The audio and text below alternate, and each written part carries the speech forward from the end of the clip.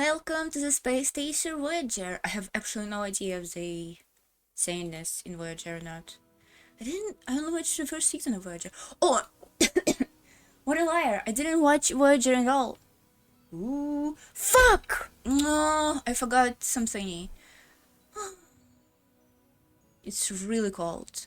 Am I in my blanket? In my actual blanket, by the way? Literally, blanket that I'm using right now. It's real. It's so real.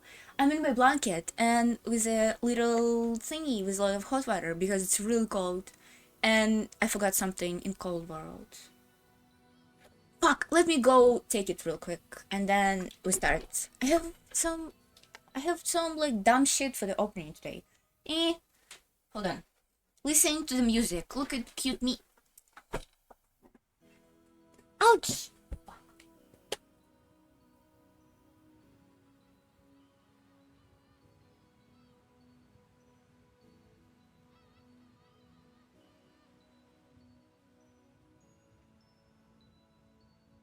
Rick, I'm here. Oh.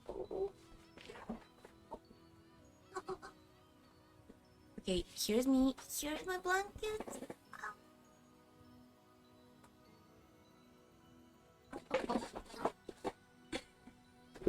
Okay. The floors are so cold and I'm always bare feet. I hate wearing socks. So it's awful for me. It's so awful for me. I'm suffering. No music? Okay, here's today on my bullshit is, first of all, disclaimer, we're doing this for the science and for the future and for the wealth of generation and shit like that. So yesterday to the day before I didn't sleep and I thought about a lot of dumb shit. And some of the shit bring me a lot of joy.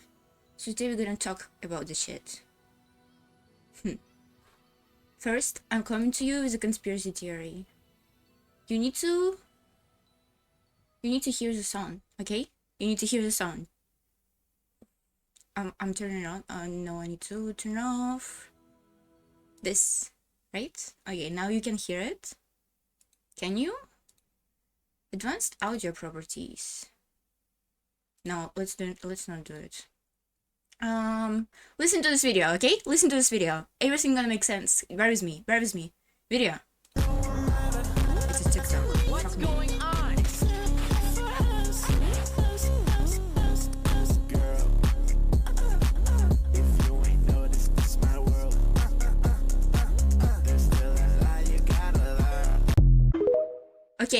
Okay, video, right? Personally, I think the song is fucking sucks, but it's not what's important, okay? So yesterday, I started playing Kingdom Hearts 2. I started playing this game. I love Kingdom Hearts. I'm a huge Kingdom Hearts fan, but I only play Kingdom Hearts 1 and Chains of Memories. And I started playing Kingdom Hearts 2 one time, but I didn't finish it, ever. So I started playing it, and I saw this. I'm turning it on. Boom. This scene. With Roxas. It's just the beginning of the game, so, if you didn't play Kingdom Hearts, doesn't matter. Here's Roxas. Watch this. Watch this carefully.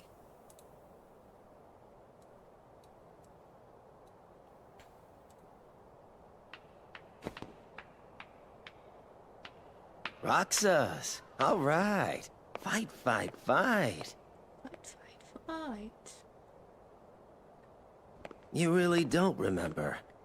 It's me. You know, Axel. To be fair, nobody knows what's going on Axel? here, so like... Talk about blank with a capital B. Man, oh man. Even the Dusks aren't gonna crack this one. Wait a sec. Tell me what's going on. This town is his creation, right? Which means we don't have time for a Q&A. You're coming with me, conscious or not. Then you'll hear the story.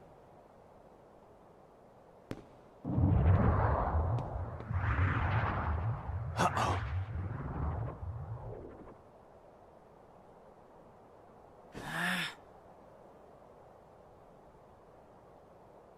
What's going on?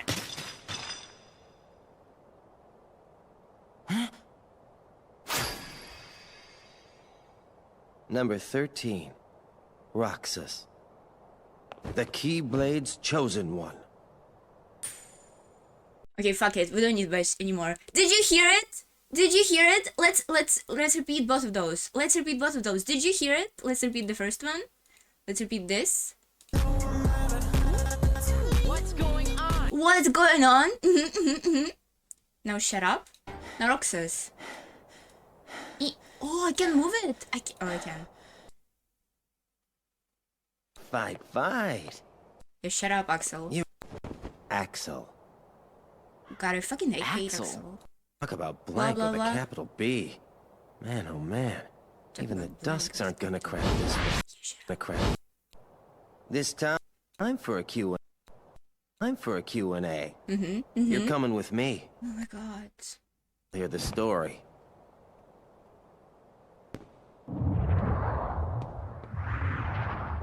Uh-oh.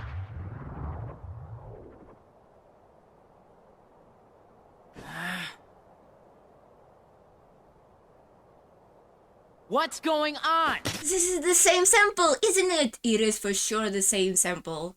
Right? Let's hear the first one again. What's going on? It's for sure it's the same. It's so the same. I had so much fun listening to it yesterday. I had so much fun. I was like, oh my god, this is the sound from TikTok. That's for sure it. Uh-oh.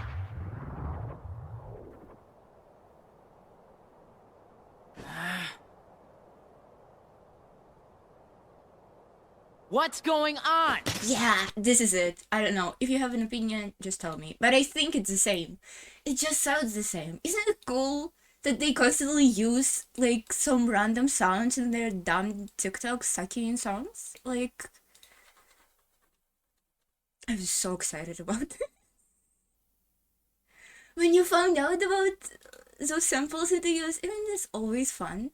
Like, do you know there is a lot of samples from Alice Madness Return soundtrack in Childish Gambino album when he's like playing role of the guy who's like a wolf or something? I don't know.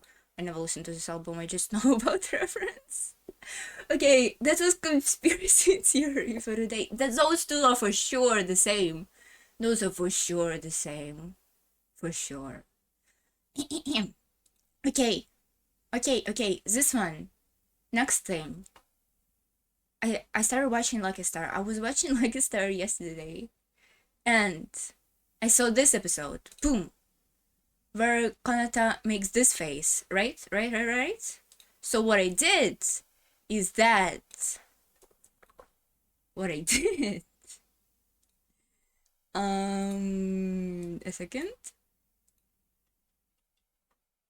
Are you ready?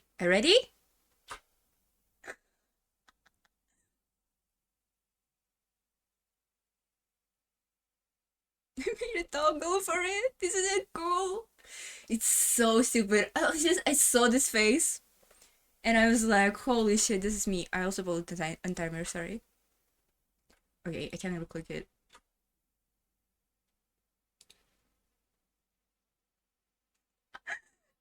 Okay, this is awesome. Like, this is so cool. I felt so cool. When I did this yesterday, I felt like, I felt so good. I was like, holy shit, this is what VTubing are literally for. To do stuff like that. I have so much control over myself. And like, yet again, this blanket that I'm wearing, it's the same blanket that you have right here with me. It's the same. Isn't it cool? Isn't it really super fucking cool? Okay, I can bring back the music. And the last thing is by Kanata. I should make myself small again. Oh, by the way, thing that I never show on stream. But if you look at my face, you can see that my nose is constantly moving like I'm a bunny. Isn't it cool? Isn't it cool? Corporate VTubers would never. they would, probably. But you know, it's just cute little touch. It's just so cute. It makes me feel so much more cuter. It's just adorable little thing. Okay, and the last one. The last one is referencing the title. So, this is from this tweet. Whoop.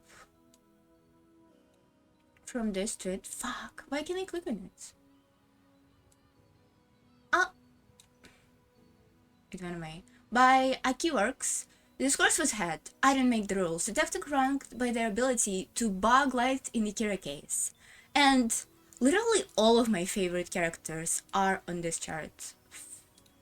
Literally all of them. Like, look at this shit. Look at it. And Ushiromia Battler is here. Let's just zoom in for Ah! It went away behind the screen. Why would it do it? Here we go. Okay. So there's 4 categories. Could solve the Kira case, and could not solve Kira case, and can intuit the mechanics of a Death Note, and cannot intuit the mechanics of a Death Note. Yeah, that's really neat. That's really neat. And here we go. Here's Battler Ushiromia, and they arguing so that Battler could intuit the mechanics of a Death Note, but could not solve the Kira case. I 100% agree. But the category with which I 100% disagree is that they put Francis York Morgan in fucking here. He doesn't deserve it. He doesn't deserve it. I know that he always says his name, Mr. Francis York Morgan, but you can call me York. But he's capable detective. He could do it, and his name is actually Zack and not York. So maybe Yagami Light would not kill him at first. He would 100% solve the case, and he would 100%. Okay, maybe he would not understand the mechanics of a Death Note, but he could for sure solve the case. Also, I disagree that Phoenix Wright could not intuit the mechanics of a Death Note. He for sure could do it. Who if not him? Who if not him? Oh, I also disagree that Hank and Connor could solve the case. How? Why would they do this? How would they? Oh, I disagree. Like, Kyoko, 100% for sure could do it, but Hank and Connor, no way. So this category is my favorite because here's Columbo in here, and he's also Sam and Max. And by the way, I was inspired by Max. My creation was inspired by Max from Sam and Max. I love him so much. Literally, Max is the only character in the world that I call my husbando. He's insane. He's insane. I love it. This is I'm sorry, I'm overexcited about this damn shit. Do you think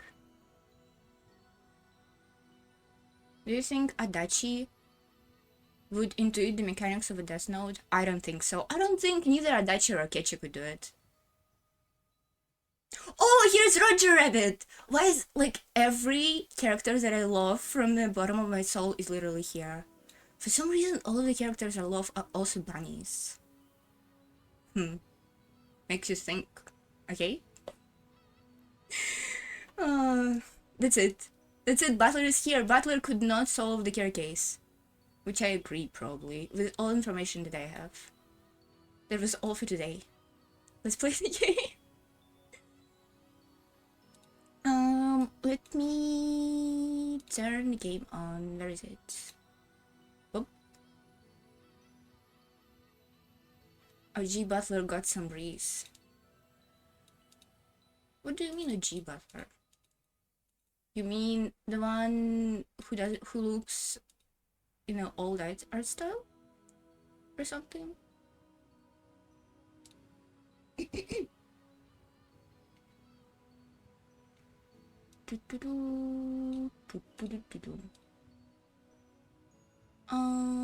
What else do I need to do to start a stream? Hold on.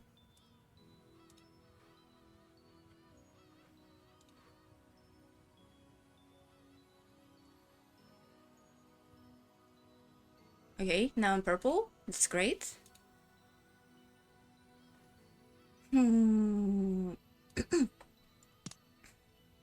Oh, Oh, last time... What was happening last time? Oh, I also discovered that in the characters now, there's witch's side where you can look at every witch character, which is annoying, which is kinda confirms that there is some mystical shit going on in the story that I don't really like. Oh, fuck! Oh, in the episode 3, yeah. Freak! I also can read chat! I forgot about this. Okay. Let me put a text on the screen that I can read chat. That's annoying, but it's because I have some electricity problem and I cannot turn in my second monitor, so it's gonna be inconvenient for today. I'm really, really sorry.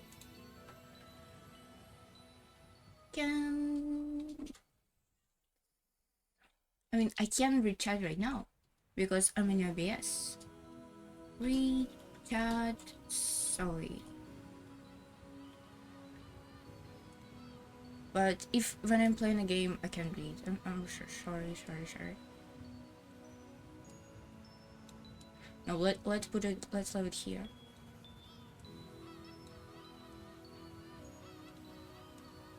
Good enough. Sheesh. I think hatred of cigarettes are a real pain in the neck. Why are we moving? Oh, we're on a boat. Why didn't we move last time on a boat? Ushiromia Hideyoshi. Everybody is alive now. Everybody is alive. Everybody is well. That's annoying. There's a lot of voices to do. Well, I'm not gonna put that much effort. Is music too loud? Is game too loud? It's kind of loud for me. Should I take other headphone? Ouch. Ooh, my other headphone is really hot for some reason. Am I too big? Also?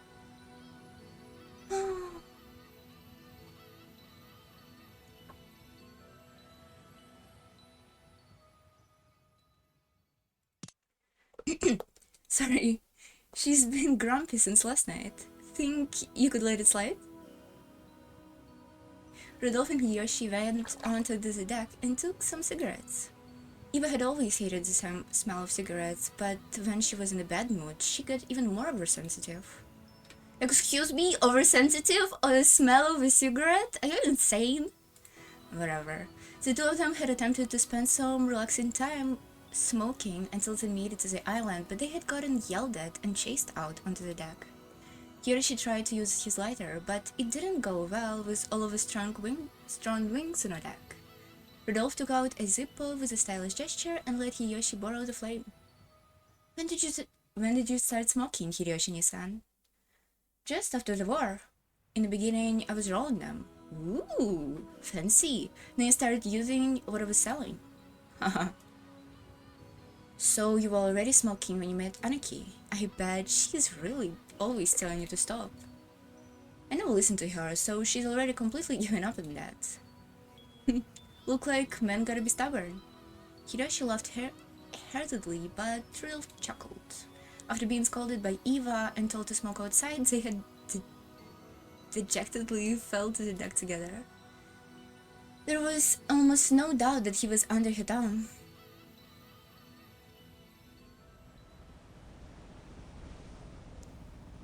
She isn't usually so short-tempered. Nah, she's usually more gentle, quiet woman. Really? Every year she changed when this day comes. Is it so? To me, she looks just like the Anaki we've known for so long.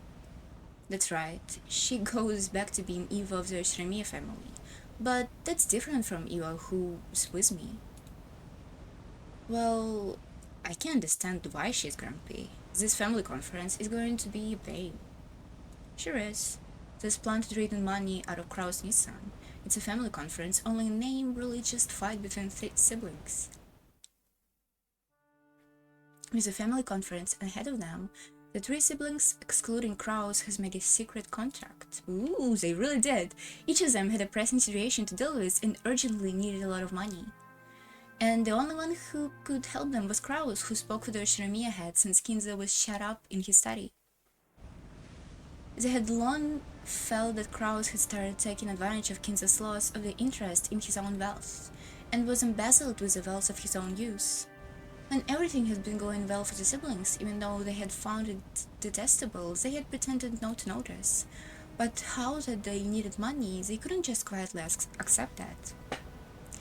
Eva had called Rudolph and Rosa into an alliance, and they were planning to exploit that knowledge in order to draw more money out of Kraus. Rudolph-kun, both you and I are company presidents. We are responsible for the livelihood of our employees. Rosa is a president too. Well, as a hobby. That's right, sorry. In short, all of us are bearing some burden. Now that I've thrown the gauntlet down in front of the executive board, I gotta bring in the money, even if it means I have to growl or even drink in mud. Same here. I can't betray my employees who's trusted me and followed me for so long.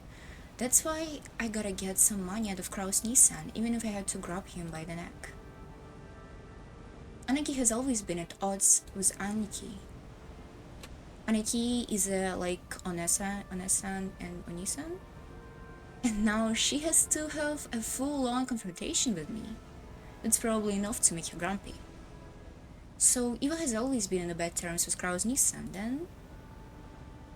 She doesn't talk to you about it? Definitely, yeah, in a really big way. She won't tell me about the past, even if I ask. She probably doesn't want to remember.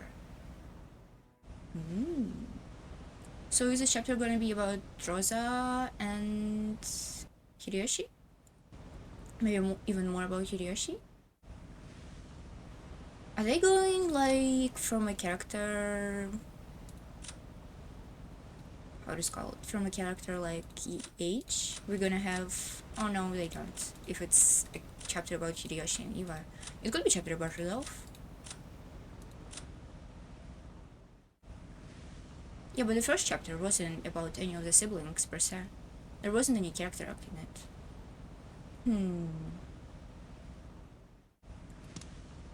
Angie has always been smart and short. Her grades were good too. Compared to that, Aniki was just average. Her just being here beside him could have been enough pressure, but Aniki kept boasting about it and driving Aniki into corner. Silly girl. Why be openly hostile like this and drive him into a corner? That's not being short. Seriously. Aniki regretted being born as a woman. Ooh. She probably couldn't forgive Aniki for getting to succeed the head just because he was a man. So he'd always take every opportunity to boast to Dad that she was superior. Father really is an old-fashioned person. His values discriminate between men and women. Not that old-fashioned. You think that Father is like Eva a bit since she likes to make himself conspicuous? Ooh, ... Great answer.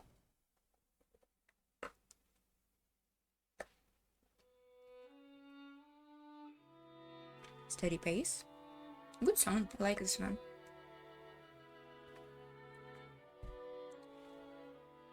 Don't you think that schooling for women is like a sugar and a black tea? Without it, it's bland, but too much of it ruins the tea. Great misogyny? Since you can still drink black tea without sugar, it was exactly the same as saying that study wasn't necessary for a woman. Those infatuating words were ones that my older brother had abused me with when I had been in despair waiting to go to college, but denied by father. Really? This is bad. I had protested that advancing to college was essential if I had to acquire the education and class befitting the eldest daughter of the Ushiromia family, but the replies I received from father and my brother were, in summary, exactly the same. How concede for a woman? Since the time I was born to the Ushiromia family, I hadn't taken that name lightly, even once. And furthermore, not had I even taken lightly father's name, Ushiromia Kinza. It was an old family with a long history, but it had lost all its wealth and its business in a great counter-earthquake, and almost sunk for a time. Then father, with his ingenious talent, has taken control and revived it to even greater than it has been before. I hadn't forgiven it even once what it meant to be a daughter of the great Ushiromia Kinzo. Therefore, I had always made every effort to become worthy of that name, class worthy of the Ushiromia family. Schooling, manners, and leadership. Even if I was far from reaching father's level, I deepened my knowledge in economics and finance and tried to improve myself so that I could help out with that at any time.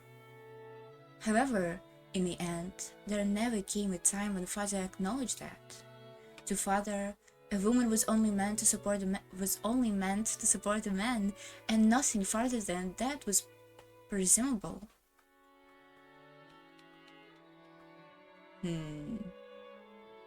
This is weird, because isn't Beatrice like insanely strong woman in some sort of sense? But I mean, you probably could like other type of woman that you want your daughter to become? I wouldn't know. I wonder if it was what I understood that. I probably understood ever since I was a young girl. But to truly accept it, I had to want it until I had grown up. Compared to my own effort, you couldn't have said that Kraus, as my older brother by 2 years, tried at all to become deserving of the Ushiromia family name. Even since we were young, my brother kept saying that it was natural that he'd succeed father just because he was born a man. 7th chapter, okay.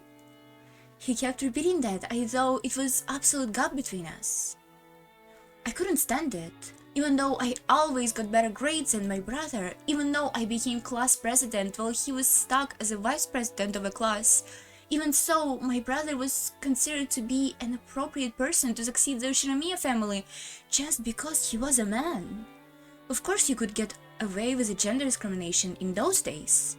No, it was even considered a virtue in those days. It was a time when women were looked down upon, and it was said that when a woman is born, she is to obey her parents. When she gets married, she is to obey her husband, and when she gets old, she is to obey her children. But because that way of thinking existed, I wanted to overrun it.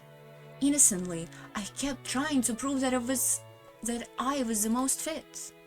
However, eventually, I realized that all of my efforts were doomed from the beginning. Don't you think that schooling for women is like sugar in a black tea? Without it, it is bland, but too much of it joins the tea. What do you mean by that, Nissan? In the same way that these are things that only men can do, there is also things that only women can do, are there not? I think things like giving birth to children, raising them, and supporting their husband can only be done by women. Are you trying to say there is no need for women to do things like work or study? I wouldn't go this far. Unschooled women are tiring just to talk to. However, women who are too smart are even more tiring. I think that women like you, who vehemently asserts himself, would cause your future husband a lot of trouble. Well, great, I'm not a single of those things because I can't even fucking read words on the screen. Are you trying to say that a woman must marry and stay in the shadow of their husband? That's none of your business. I admire you as my little sister for feeling that you should respect father and become a proper daughter to him. Even I can respect that. Disgusting. What is it, Watashi? You always use this aura. Are you already pretending to be the head? I would decided that Watashi would succeed the head from the beginning, and let you seem to be laboring under the illusion that you can become the head, and have just been making useless and reckless attempt to do that. Reckless attempt, you say? Is my saying that I want to go to college really that odd? Yeah, it's odd. Indeed, you're our eldest daughter of the glorious Ushiromia family. Eventually, you will bear the responsibility of that family crest and be wedded to the partner who is most valuable for father. However, what will be damned of you then is not an excess of knowledge. It is gentle feeling to care for your husband, and ability in hard work, and it is humble. Aren't you rich? And it is a humble demeanor that will support the master of your household. You're completely lacking in all of those things. Aren't you rich, guys? Are you really raised by your mother and not by other people? In the end, is it really proper for a daughter of the Ushiromia family? I have no intentions of being a secluded daughter. Secluded? I just want to become the best person who can help father with his work. In that case, should you not be aiming to become worthy as a daughter of the Ushiromia family? What is it with you? Even at this age, you still act like a man, you are careless with housework and cooking, and you never wear any makeup to please men. Ooh. Recently, I've heard that you've even been training to learn how to brawl. Based? That's rude. It isn't brawling, the martial arts are the perfect training for the mind. And at the proper time, I can act like a woman well enough. What are you trying to say? The women should be slaves who works for men and women must not step out in front? Is that what you're trying to say? It isn't elegant to admit that, but in order to correct your mistake, I think that a few unpleasant words are necessary. So, let me say it plainly. Women exist to serve men, and men exist to cultivate women. Cultivate? Cultivate? Cultivate? A woman's job is to protect a man's back, to protect their house and raise their children. Normally, they don't have to be told to realize it. They realize it by themselves. But no matter how old you get, you haven't realized that about yourself. So, as your brother, I will clear away that misunderstanding for you before you exit this house into society. You should thank me. That's insult to old woman. No. Wait. I have never thought of myself as a woman. I have never depended on anyone because I'm a woman. How I am inferior to you, Nissan. In grades, in accomplishments, I'm better than you in everything. So how can you look down on me when you don't have anything I don't, except being a man? It's about whether or not you know your place. Every day, I have been raised so that I would be prepared to be the next head. In the future, that will definitely be essential. But you are different. Even though you will marry and lose the Ushiromia family name, you keep seeing the illusions that you don't need to see. What are you so unsatisfied about? Even if you were born as a man, it still wouldn't be you who would succeed the head. What's so unsatisfying that you keep attacking me? What's so unsatisfying, you say? Nissan, you always you claim yourself as a successor, look down on me, and despite that... Really bad, What's so unsatisfying, he says. A billion grudges, hard feelings, humiliation that I'll never forget crossed through the back of my mind. And all of them built up at the same time, coming out of my throat as nothing more than a shameful moan. What is all this noise? God isn't the only one who values silence. Father? Father! Our siblings' fight was probably overheard. Father entered the clearly displeased face. Sorry. Gross. Are you fighting with your siblings again? Why do you not have the dignity to lead your siblings? How shameful! You're a joke of an eldest son. In a flash, he struck Crow's face. I prepared myself to be struck in the same way, but I wasn't hit. Well, my apologies, Father. Dignity isn't the only thing that you lack. There is much more. You're immature in everything, and even so, you pretend like you're an adult. Realize that it's 100 years too early for you to talk like that and devote yourself to your studies. Don't make me lament my son's incompetence and more. Yes, I will continue to strive to do that I can become a person worthy to succeed you, Father. I read words here. It was as if those words were directed at me. Even when he was being yelled at by Father, he was still bragging to me about how he was special, about how he was a successor. I just couldn't stand it, and I finally spoke that was on my mind. Even though I realized that this was improper for a person of the Ushiromia family. Father, please tell me, how am I inferior? Until today I've tried so hard, studied so hard to become a person who would not shame your name. Please tell me, in what way I am inferior? How can I improve myself so you will accept me? You're still talking about that? How many times do I have to tell you?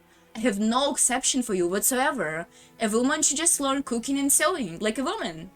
You have none of the necessary attitude for a woman. I can't sense any of the disposition needed to serve a husband, the heart to devote yourself to a man. What good are you as a woman? Do you realize that you are a daughter of the Ushiromia family? And yet the only thing you want to learn is how to act like a man. Your duty is not to act like crows. Do you even understand your own duty? As a person of the Ushiromia family, I want to embarrass your name. That's it. That's where you are already wrong.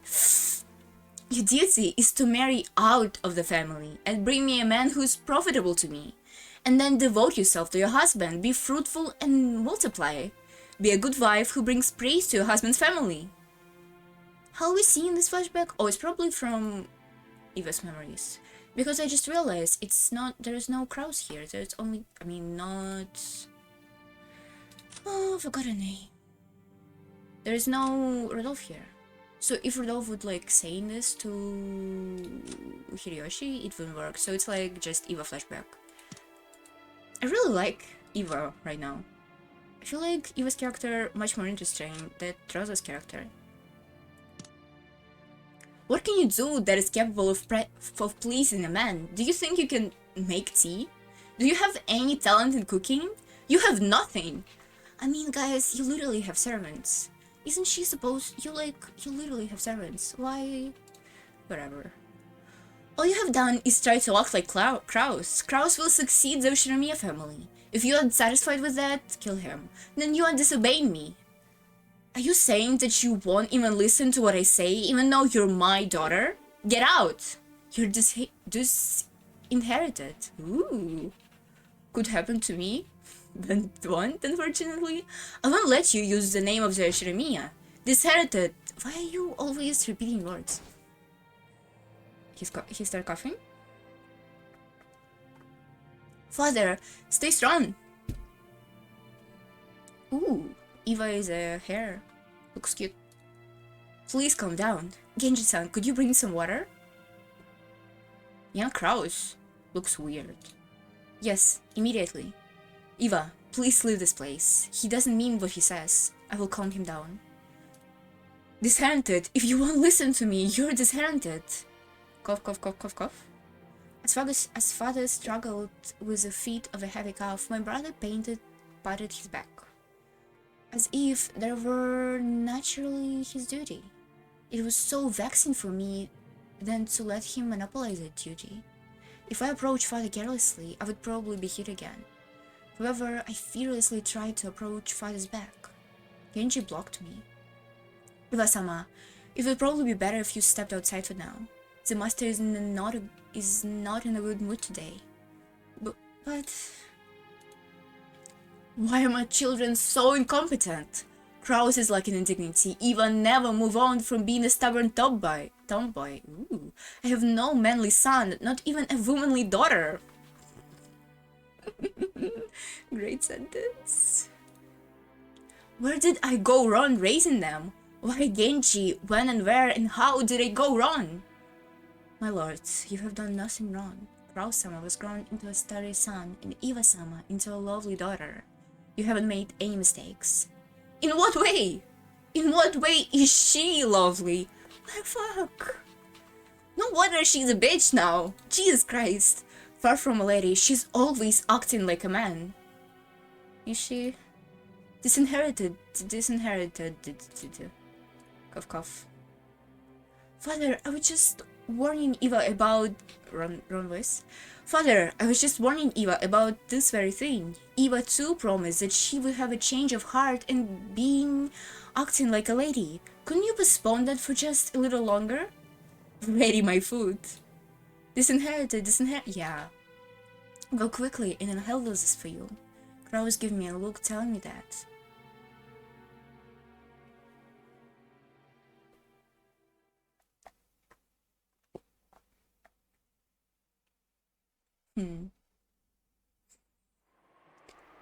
Did I take the wrong path, just like father and my brother had said? They were right that I never studied how to be a lady. Everything I had learned was because I'd hoped that I could help father someday. Wait, was this really the case? Hadn't I always held a growing sense of rivalry with my brother, with whom I had a bad relationship since I was a young girl? And wasn't I just trying to get the better of him by stealing his position as a successor of a head? Every time, my brother told me that men should be manly and women should be womanly. I had been tormented by this unreasonable discrimination because of my sex, something I was born with and couldn't do anything about. Ooh, what? Are we gonna have Beatrice make a wish here? Ooh, that would be cool, if it was the case. I had resisted and endeavored to study until today so that I could prove that I wasn't inferior even though I was a woman. In that case, wasn't the basis of my love of learning just a boring inferiority complex towards my brother? Father had expressed me to be a lady with whom he could go out in public and not be embarrassed. Had I betrayed the expectation and learned... I don't know why I can read today. So hard, hold on.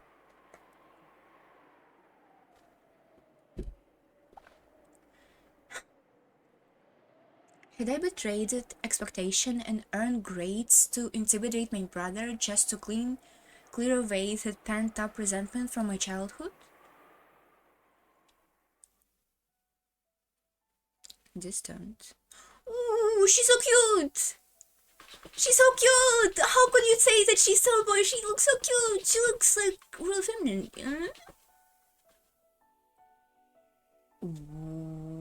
Wait. Uh-oh.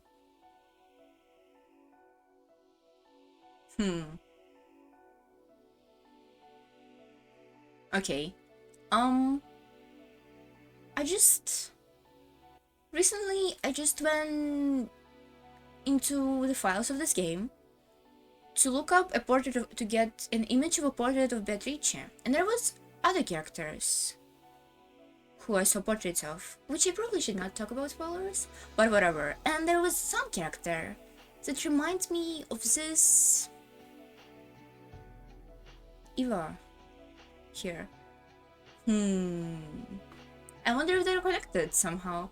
That's not it. You vowed me that I would become the successor of the Ushiromia family. What?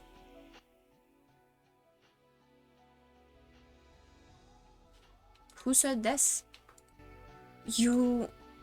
The only came whispering to me was myself, born in the heart of the day I made that vow, myself on the day I was a little girl. That's right. She was my only ally. I wonder where this is all going. Whenever I was suffering, whenever I felt like I could take no more, she would always quietly appear and take my side. Whenever I found myself with my head in my hands, stumbling over difficult problems, she would always appear and support me. As I had grown and forgotten my time as a girl, I'd also begun to forget my conversation with her. I, Ushiromia Eva, will definitely become the head of the Ushiromia family. She's cute, what the hell? And I dreamed over that very irritating, arrogant crows. On that day, we promised to do our best together to achieve that. That's right, we promised. On that day, that I would become the successor to the head. On that day, when I had overcome the sadness, wondering why I was even alive, you appeared inside me and lent me strength. I wanted Father to accept me. I wanted to get the better of my brother. I believed that if I could do that, I could forget part ways with that wretched part of myself. In those days, I had really believed I had no other purpose in life than to be looked down upon by my brother. It's painful just remembering those days.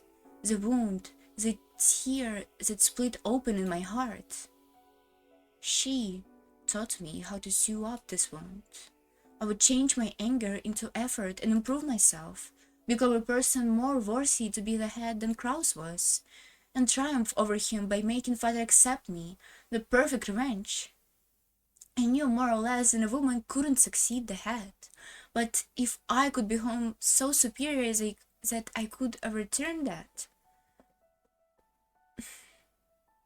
then surely even father would select me to become his successor. If that happened, then I could have the greatest, ultimate, most perfect revenge against my brother, who always acted like it was completely natural for him to succeed the head. Right. If we do that, then the wounds in our heart will be healed. We promised each other that we would do our best until that day came. And yet, you're breaking this promise? Scum. Coward. Why not give up and die forever? Even though she was the form of my youngest self, she's still another me. And she has a sharp tongue. After all, she's me. You see? It really makes me mad hearing that from myself. You have no right to speak of me like that. Then let's use that anger and learn from it. Changing anger into a power is my magic.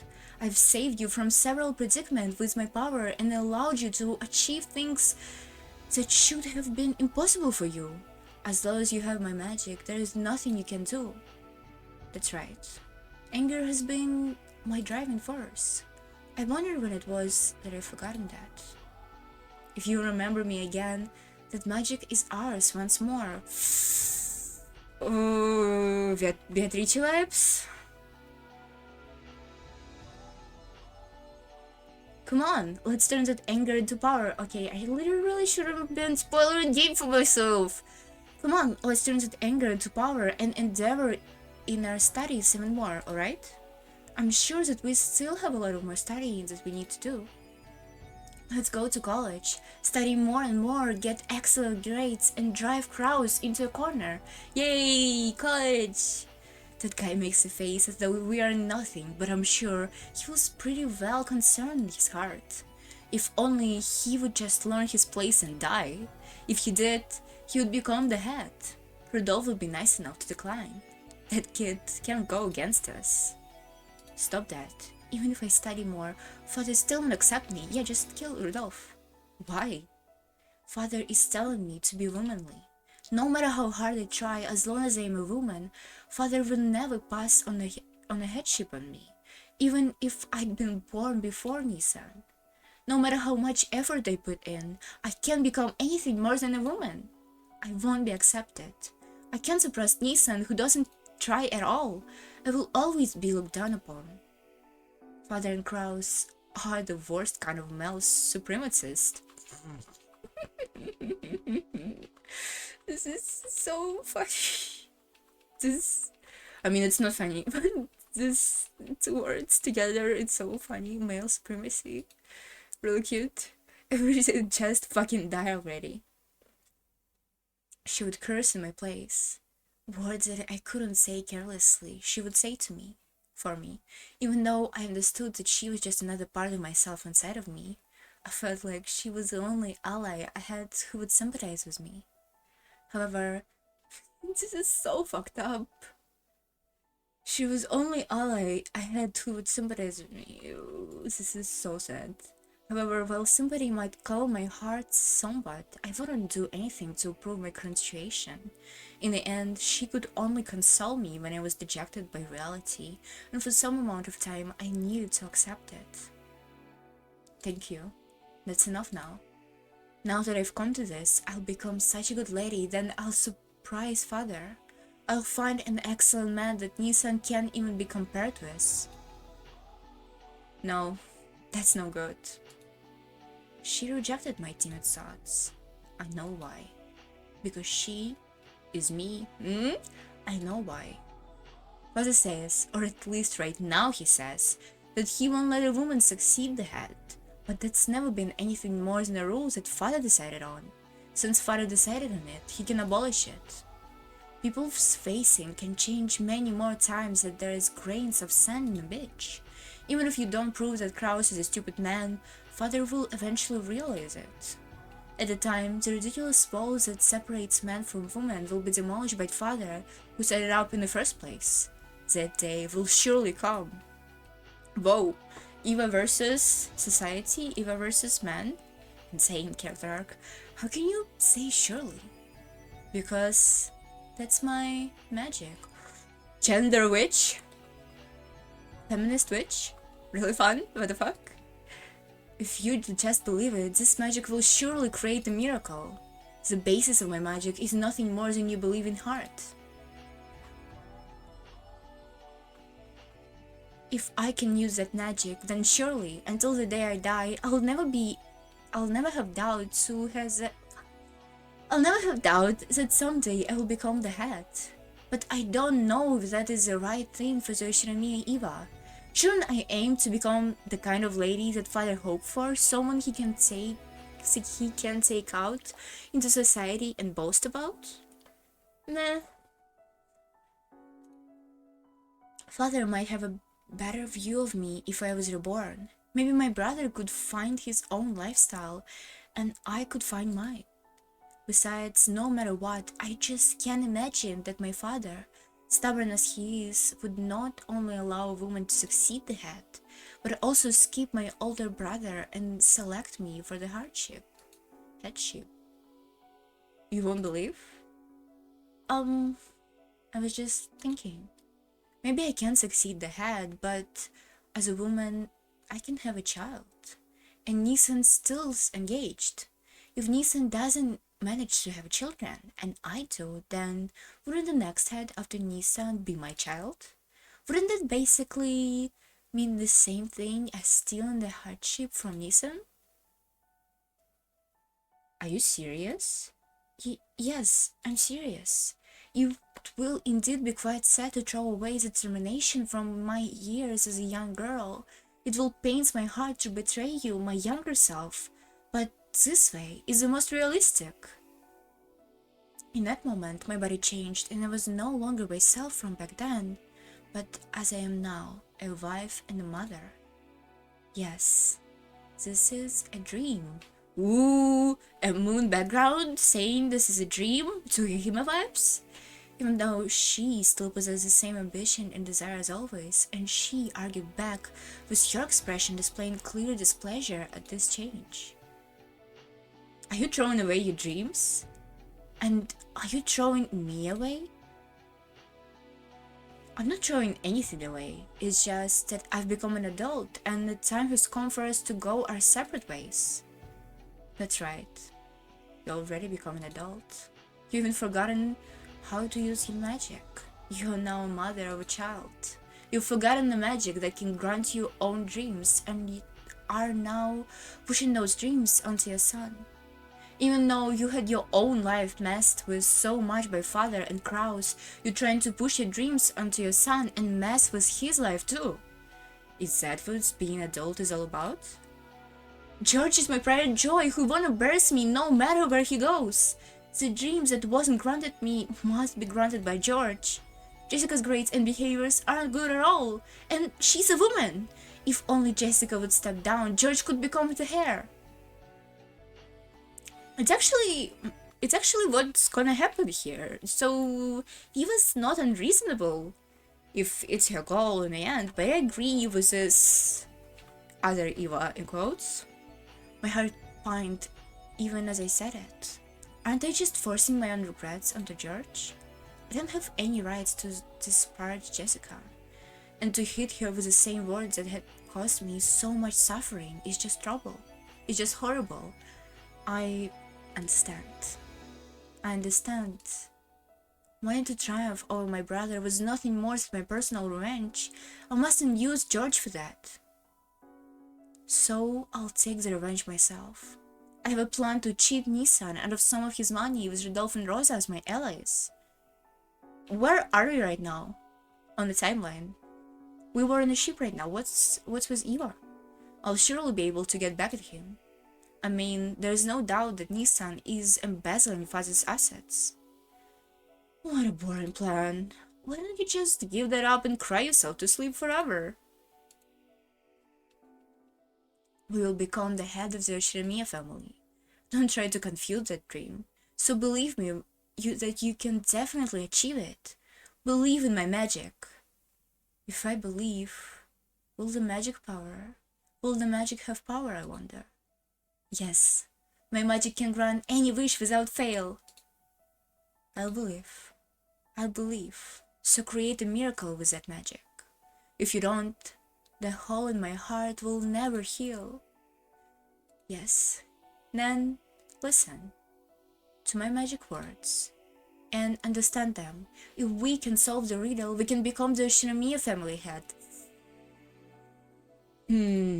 So lend me your ears and listen carefully. Are they gonna actually try and solve the Beatrice riddle in this chapter? Behold the... Okay, so is this Beatrice? Why is she... Behold this sweet fish river running through my beloved home of old. Huh? Hold on. Meh. Okay, I'm fine. Follow its path downstream in search of the key.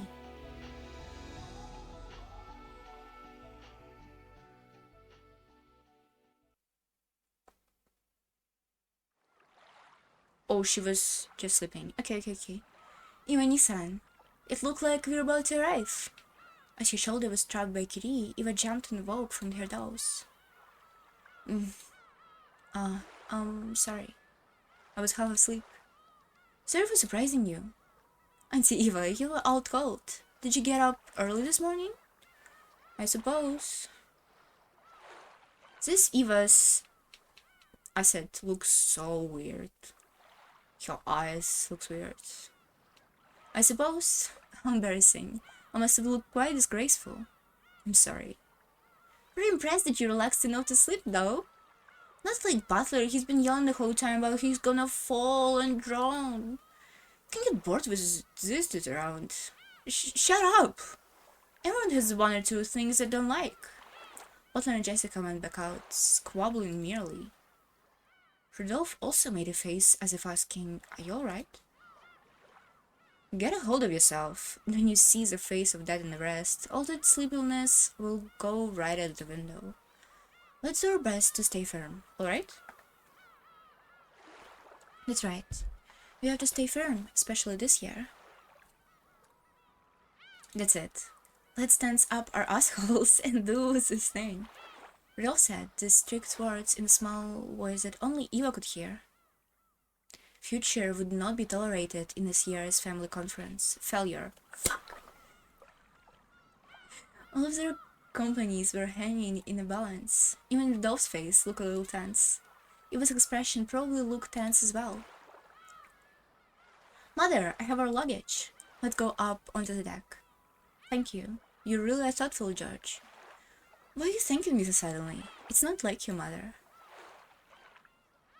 Eva, George, we arrived. Gather our luggage. Arrived. Hey, Maria. One fall, so stop running. It seemed Maria was already getting excited. She ran circles around Hideyoshi, escaping from Rosa, who was trying to catch her. Beloved key. Hold on. Have a sleep. Okay, it was just the beginning of Beatrice's epitaph. Okay. Beloved key. What is it, Mother? Do you feel sick? George, take the luggage and go up ahead. Your mother's probably anemic, so I'll lend you a hand. Really? I understand. I'll go on ahead. While looking at Eva's specular expression, Hideyoshi realized that it had not been a pleasant awakening and made George go on ahead. Rudolph's family and Rosa's family also went up onto the deck, leaving only Eva and Hideyoshi inside the boat. Eva had a vague expression on her face, as though she still hadn't been able to escape from her daydream. This is good, I said. Like, her eyes in one direction and she looks more pleasant? What's wrong? Why the meek face? I wonder if I've been using George as a tool for my own revenge. I wonder if my childish hostility towards Nissan has caused me to treat this boy life like a toy. What have I done? This isn't true. George is our wonderful son, and he's always performed admirably whenever he goes. Even if your own ends got a little mixed in, everything turned out alright in the end, hasn't it? You haven't done anything wrong. On the contrary, George is thankful for how you've been strictly disciplining him, right? Really? Hey, really? I wonder, doesn't George think I'm a horrible mother? Doesn't he? I hate this style choice when they repeat words over and over again. It's so awkward to read all the time. He's never said anything like that, not even once. That's just needless anxiety. Hideyoshi-sama, everyone has left the boat, you know. Oh, did you drop something? Shall I help you? Kumasawa had come to check on them when they hadn't come up to the deck. Hideyoshi hid Eva behind his back so that her expression couldn't be seen. Yeah, sorry, my necktie pin just got a little crooked. Alright, and we'll be out in a second. But it's out for us. Is that so? Then I will wait outside. With the amount incomprehensible excuse, Kumasawa realized that something had come up and disappeared so that she didn't trouble them further. If they stayed here any longer, they would probably make anyone else worry too. It's about time we go. We'll make George and the rest worry. Am I really not displeased by George? Yeah, nothing of the sort. In fact, he's very grateful. Did you have a bad nightmare? Again? Yes. Hideyoshi knew that it wasn't rare for Eva to be tormented by nightmares, and they would always become more striking on the day leading up to the family conference. Hideyoshi knew that Eva's relationship with Kraus was still so full of antagonism that it could ever be called trauma. Ooh. And that she still couldn't separate herself from how she'd felt as a child. That was a dream. I'm with you now. If I grasp your hands tightly like this, that dream will go flying away. Right? Look. Squeeze. It hurts. Thank you. I'm fine now. Let's get off the boat. Yeah. Let's get off the boat. Everyone's waiting for us. I'm sorry. I'm sorry that I yelled at you about the smoke from your cigarette just now. Come on, you probably wouldn't apologize for that sort of thing. You go all frail after you had a bad dream. Don't worry about it. I was wrong for not realizing that the smoke was affecting you. Have you started to hate me? No way, no way. If I hated you after something like that, we wouldn't lasted 3 days. Come on, stand up, stand up. Off we go. Hideyoshi-sama, Iwa-sama, is everything alright? Are you not feeling well? This time Gora has come. Why are you just coming here? Can Kumasawa just tell you that they're here? This time Gora had come. It looked like they had kept everyone waiting too long after all. Iwa also stood up without grumbling this time. She couldn't keep on forcing her bad mood onto her husband and causing him even more trouble. Because that was not something a good wife would do. Is everything alright? If you're worried about your health, shall I call Dr. Nanja? Thanks. I'm just a little anemic. I'm alright now. Just your hormones. Hormones has nothing to do with anime, but okay. Are they fuck. Isn't English language saying anemic is different than having anemia? Like, how's whatever. Maybe just a bunch of symptoms that realized in the same time and not actual like anemia, like diagnosis. Who knows? Don't worry about it. For goodness sake, don't say stuff like that in front of people. It's embarrassing. Oh, sorry.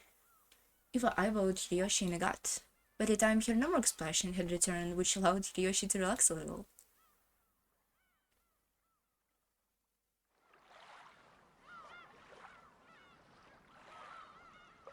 The bright sunlight outside was almost enough to make a person go giddy. A small plank has lowered to get off the boat, and Gora was waiting here, smiling and ready to lend them a hand. Please, Iwa-sama, your hand. Thank you. Welcome to the Kijima. Welcome back. Ooh, who said that? Huh? When she left the boat, it seemed that to Eva as though she had heard the voice of her younger self saying welcome back.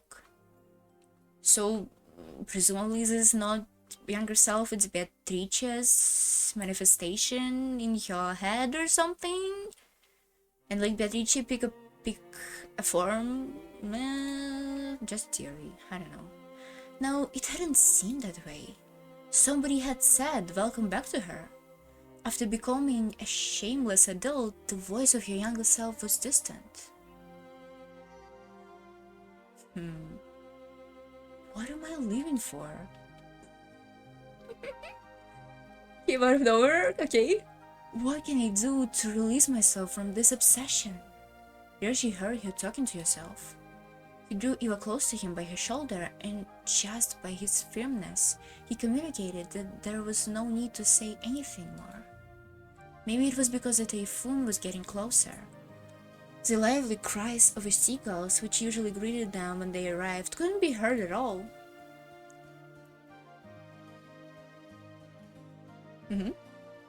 Drinking break? Great.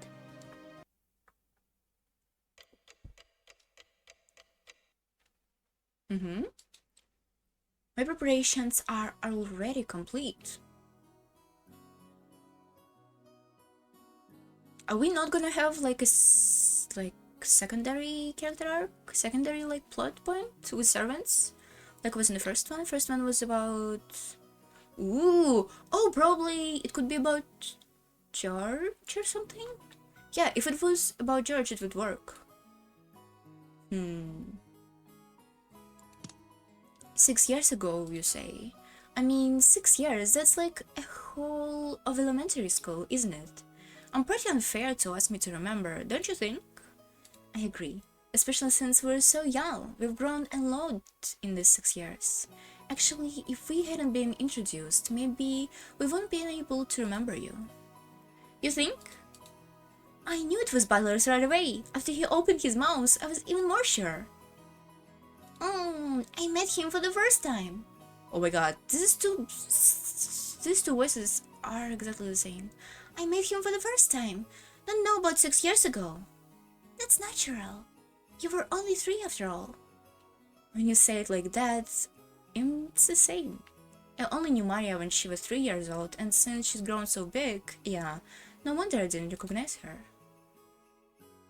After lunch, we had all gone out to the beach to walk around, talk and take it easy, enjoying ourselves.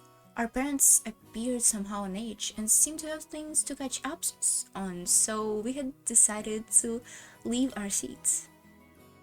Just as you expect, since it had been 6 years, the conversation focused on me. Still, you really have gotten taller. I won't call myself short, but anyway, your height surprises me. That's right, I remember well that Battler Sama was like 6 years ago, but... Fuck! I forgot her voice. That's right, I remember well that Battler-sama was like 6 years ago, but I was surprised even so. Totally. I could never have imagined this from how Battler looked 6 years back. Oh my god. Too much character. I'm surprised how everyone remembers so much about 6 years ago. My memory is all hazy. Not surprised. I mean, you seem to take a while even remembering us. That hurts a bit, you know? Come on, this was 6 years ago, right? Stop saying 6 years ago! It's ridiculous to ask me to remember. So, you can remember things what happened 6 years ago very well? I can remember as clearly as if it was yesterday. That's because your memory is good, Shannon. I bet you remember well what kind of thing Battler-kun did and said 6 years ago, don't you? Come on, think of it. That's right. Shannon's memory is surprisingly good when it comes to certain things. I'm crappy at remembering. Oh, me too. Remember fun stuff, well, but horrible at boring stuff. So true. We all laughed, saying that everyone was like that. Shannon, by the way, what was Battler like 6 years ago? Remember any interesting episodes? Let's see. I'm sure that he said something like this when he left. I'll be back. See you again. I'll come for riding a white. I'll come for you riding a white horse. Fuck. Don't! So embarrassing. Nah. I bet he did. I bet he did. That's exactly what he was like 6 years ago. He was always full of those stupid lines. It really does sound like something Butler would have said back then. Embarrassing? Embarrassing? Yeah, horribly embarrassing. Maria, I'm sure that when you are in the middle school, you want to say embarrassing thing like that. When that's happened, write it on the back of some leaflet first and read it 3 times before you decided to say it out loud. Actually, great advice. Can be used by me even right now. If you don't, you'll definitely regret it. Still, everyone has to pass through the painful period. That's right, that's how you know your place. Learn shame and become adult. Yes, this is a memory I want to disappear. The bittersweet kind of things that everyone does in adolescence as they transition to become an adult. You see, I tend to let my mouth run wild without thinking too much, so I don't remember all the details of everything I say. But when the comments are recited back at me afterwards, it's always something extremely embarrassing. In recent years, I have finally come to understand this weakness and have been working hard to refrain from such careless outbursts, but it seemed I was just born with the habit of speaking without thinking, and there isn't a whole lot that I can do about it. Shannon, do you remember any other embarrassing things? Yes, well, I remember various other things, but since it looked like the person in question wants to forget them, I think I will refrain from saying anymore. To be blunt, there is nothing more I remember. Please don't remind me. Shannon Bullen's butler? Bad. Bullen is bad. She isn't really bullying him. Let's leave it at that, okay? But Shannon, you'll have to tell me more about it sometime Butler isn't around. It sounds pretty interesting. Yes, certainly. Ooh. No, you can't, Shan-chan! For a while, Judge Aniki teased me by pretending to ask Shan-chan for more of my embarrassing misspeaks.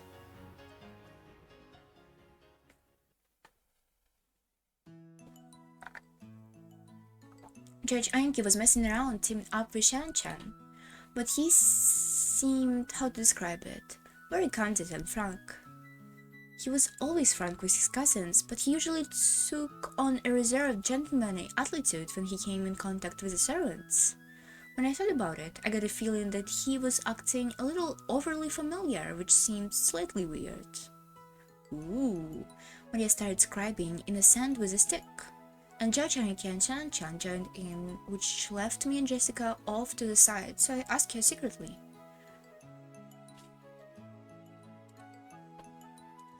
When you see a beach, like on a picture, my favorite thought is always, is sand wet or is it dry? I don't know. And if somebody says me the sand is wet, I'm like, holy shit. No. This is weird. This is... Yeah, it doesn't look like sand wet is here. Oh, It kinda look like he's wet near us and he's dry in the farther away from us, which supposed to be not like that. I don't know, that's something oddly satisfying about thinking about that sand. I don't know. Okay, sorry. This was... Sorry. Yeah! Need to write this shit twice and then read it and then said it out loud. Okay, whatever. Which left me and Jessica off to the side, so I asked her secretly. Hey Jessica, is George Aniki going out with Shan-chan? Oh? What the... How did you notice? Butler, you've got more than an eye for people than I thought. What? I was just kidding. They're actually going out? Shh! Your voice is too loud. They're actually keeping this a secret for now, apparently, right? It'd be better if nobody heard about it, especially Auntie Eva. I see. Love is a servant. Yeah, but since when? Wow, a lot happened in 6 years. But still, Aniki really is talented, and Chan-chan is kind and spirited. They might be a pretty good match. Actually, 6 years ago, I remember taking notice of her just a little bit. So, that's how it is. She really fits well with Judge Aniki. Nothing you can do about it. Goodbye, my fleeting first love of 6 years ago. Which means that my collection of brands in line that Chan-chan just held back on probably had something to do with that. Oh, I can't take it. How long had it been going out? It depends on what you call going out, but I'd say it's definitely been at least a year. If you count the time before either of them confessed, it'd be several years, I guess. Before I realized it, the two of them had separated themselves from the group and were walking down the beach talking about something. They looked calm, and rather than a light relationship between two lovers, it looked like more serious relationship, as though they were already engaged. 6 years. It's a long as time. Great sentence. What did this 6 years meant to me? I've just gotten taller. It was just a waste of time. 6 years I spent obstinately fighting with my dad. What about you, Butler? Have you gotten a girlfriend? I wonder. There's a lot of girls that I play with. But I don't have that special one yet. But probably just a kid. I think it's more fun to be nosy with a large group of people than being alone with one person. That's so you, Butler. But take your relationship with your female friend seriously.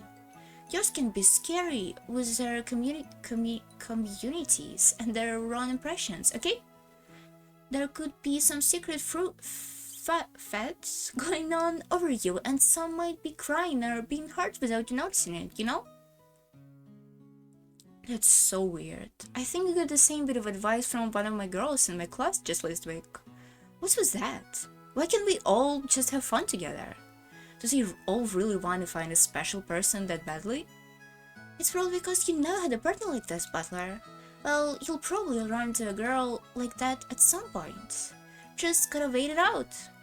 Ooh, what if she a 1,000-year-old witch? This is kind of fucked up. Okay, what? That sounds almost like you already found a partner like that.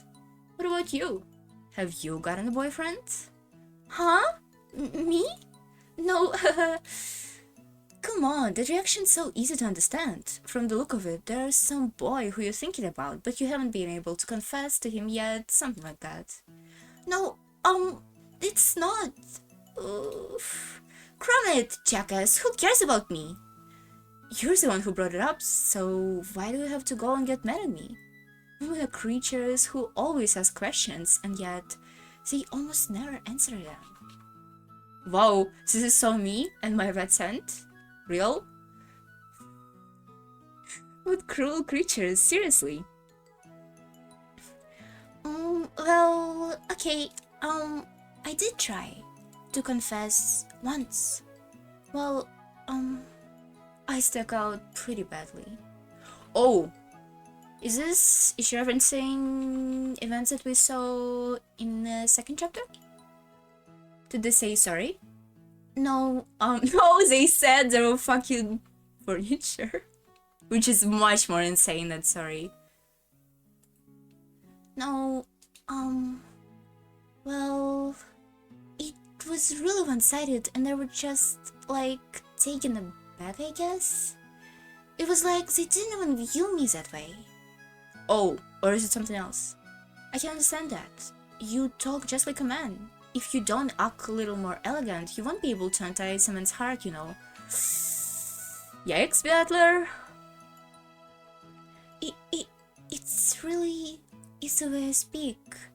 Really that bad? I mean, I'm making you sound pretty feminine, so... Well, how you talk isn't everything, but if someone like you who usually talks badly, well, it's not about her tone of voice, it's about how she, like, says bokeh or something, you know? how you talk and everything, but if someone like you who usually talks badly, why the fuck did I go to the message browser and try to look at your message as if it's in Japanese and I can see the way she like speaks in Japanese? Weird. Usually talks badly, suddenly start making an effort to talk nicely. That takes courage, and that might really get some guy's heart trumping, maybe? Really? I see. Yeah. Jessica had suddenly started speaking meekly, and was faintly blushing. I see. Even though her confession didn't go well, it looked like she still hasn't given up. Okay, so it is about Karen. But yeah, I don't really get that. After seeing how close Georgia and Shannon have gotten, it's no wonder she started wanting a boyfriend. 6 years. Those 6 years of puberty are pretty important, and they go by so fast. With the typhoon approaching, the clouds had grown steadily grayer, and yet, even so, I had this really refreshing feeling. Maybe I'll start thinking more seriously about the opposite sex, more than just the size of their boobs. By the way, I know Judge Anki is going out with the servant, Sharon-chan. Not you as well, right? Why do you think that? Come to think of it, that young kid Tenkun who greeted us in the Rose Garden. You covered for him quite a bit, just considering he was bad at talking, didn't you?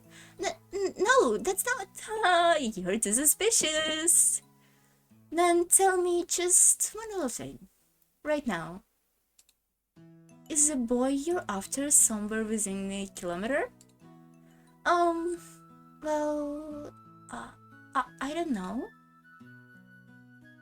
Karen-kun is the only boy on the island who could possibly become your boyfriend. So judging by her reaction, I'm probably right on. I don't think of the Ushiromia family as a noble family, but two people in love with servants. I'd never have dreamed that two pair of Romeo and Juliet would be right next to me. Ooh, you don't even know, Battler, you don't even know. Auntie Eva will probably become an obstacle to George, Anki, and Sharon-chan's love. If Auntie Eva learns that the partner of your only son, the apple of your eye, is Shannon-chan, she'll probably scream at her with cries of a wretched servant, homewrecker, and so forth. And the relationship between Jessica and Karen-kun was probably just as full of difficulties. And Natsuki also seemed the type to be strict about that kind of thing. After all, Jessica's husband would probably become the head of the Ushiromia family in the future. If that person had once been a servant working for the family, well, no doubt things would be complicated. I wonder if there's gonna be any real-life future for any of these characters, even if, like, Battler defeat and quote Beatrice? Defeat and quote. You should say quote before the word that you're saying it. Yeah, it does make sense. Well, no doubt things would be complicated. Well, everyone finds their own way in love. Who cares, as long as you find someone you enjoy being with?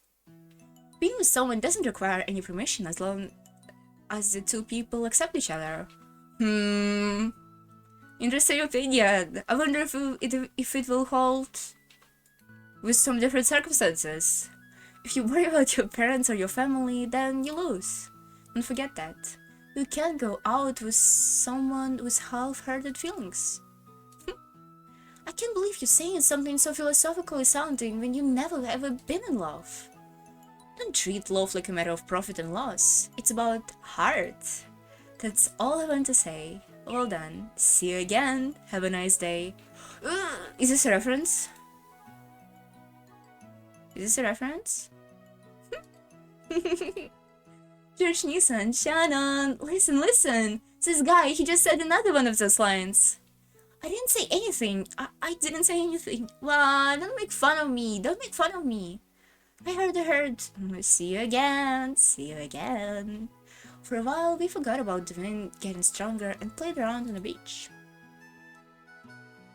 This meeting with my cousins, who had grown so much over the last 6 years and were thoughtfully enjoying their youth, felt truly refreshing. It was a little late now, but I realized that I should have buried the hatchet a lot sooner and returned to the Ushiromia family. It is sure nice to spend time together as cousins every once in a while. I like it, with all of the cousins together, it's fun! That's right, we're already old enough. It's not like we could meet each other when our parents aren't around. It might not be a bad idea to just ask cousins to meet up and play every once in a while. That's a good plan. Maybe we should set up something like that someday. I agree. It's like for us cousins at least to always be friendly with each other. Hey, if you put the emphasis here, doesn't it make it sound like our normal families don't get along very well? George and Jessica loud, but it felt just like strained. Just a little strained. Did I say too much?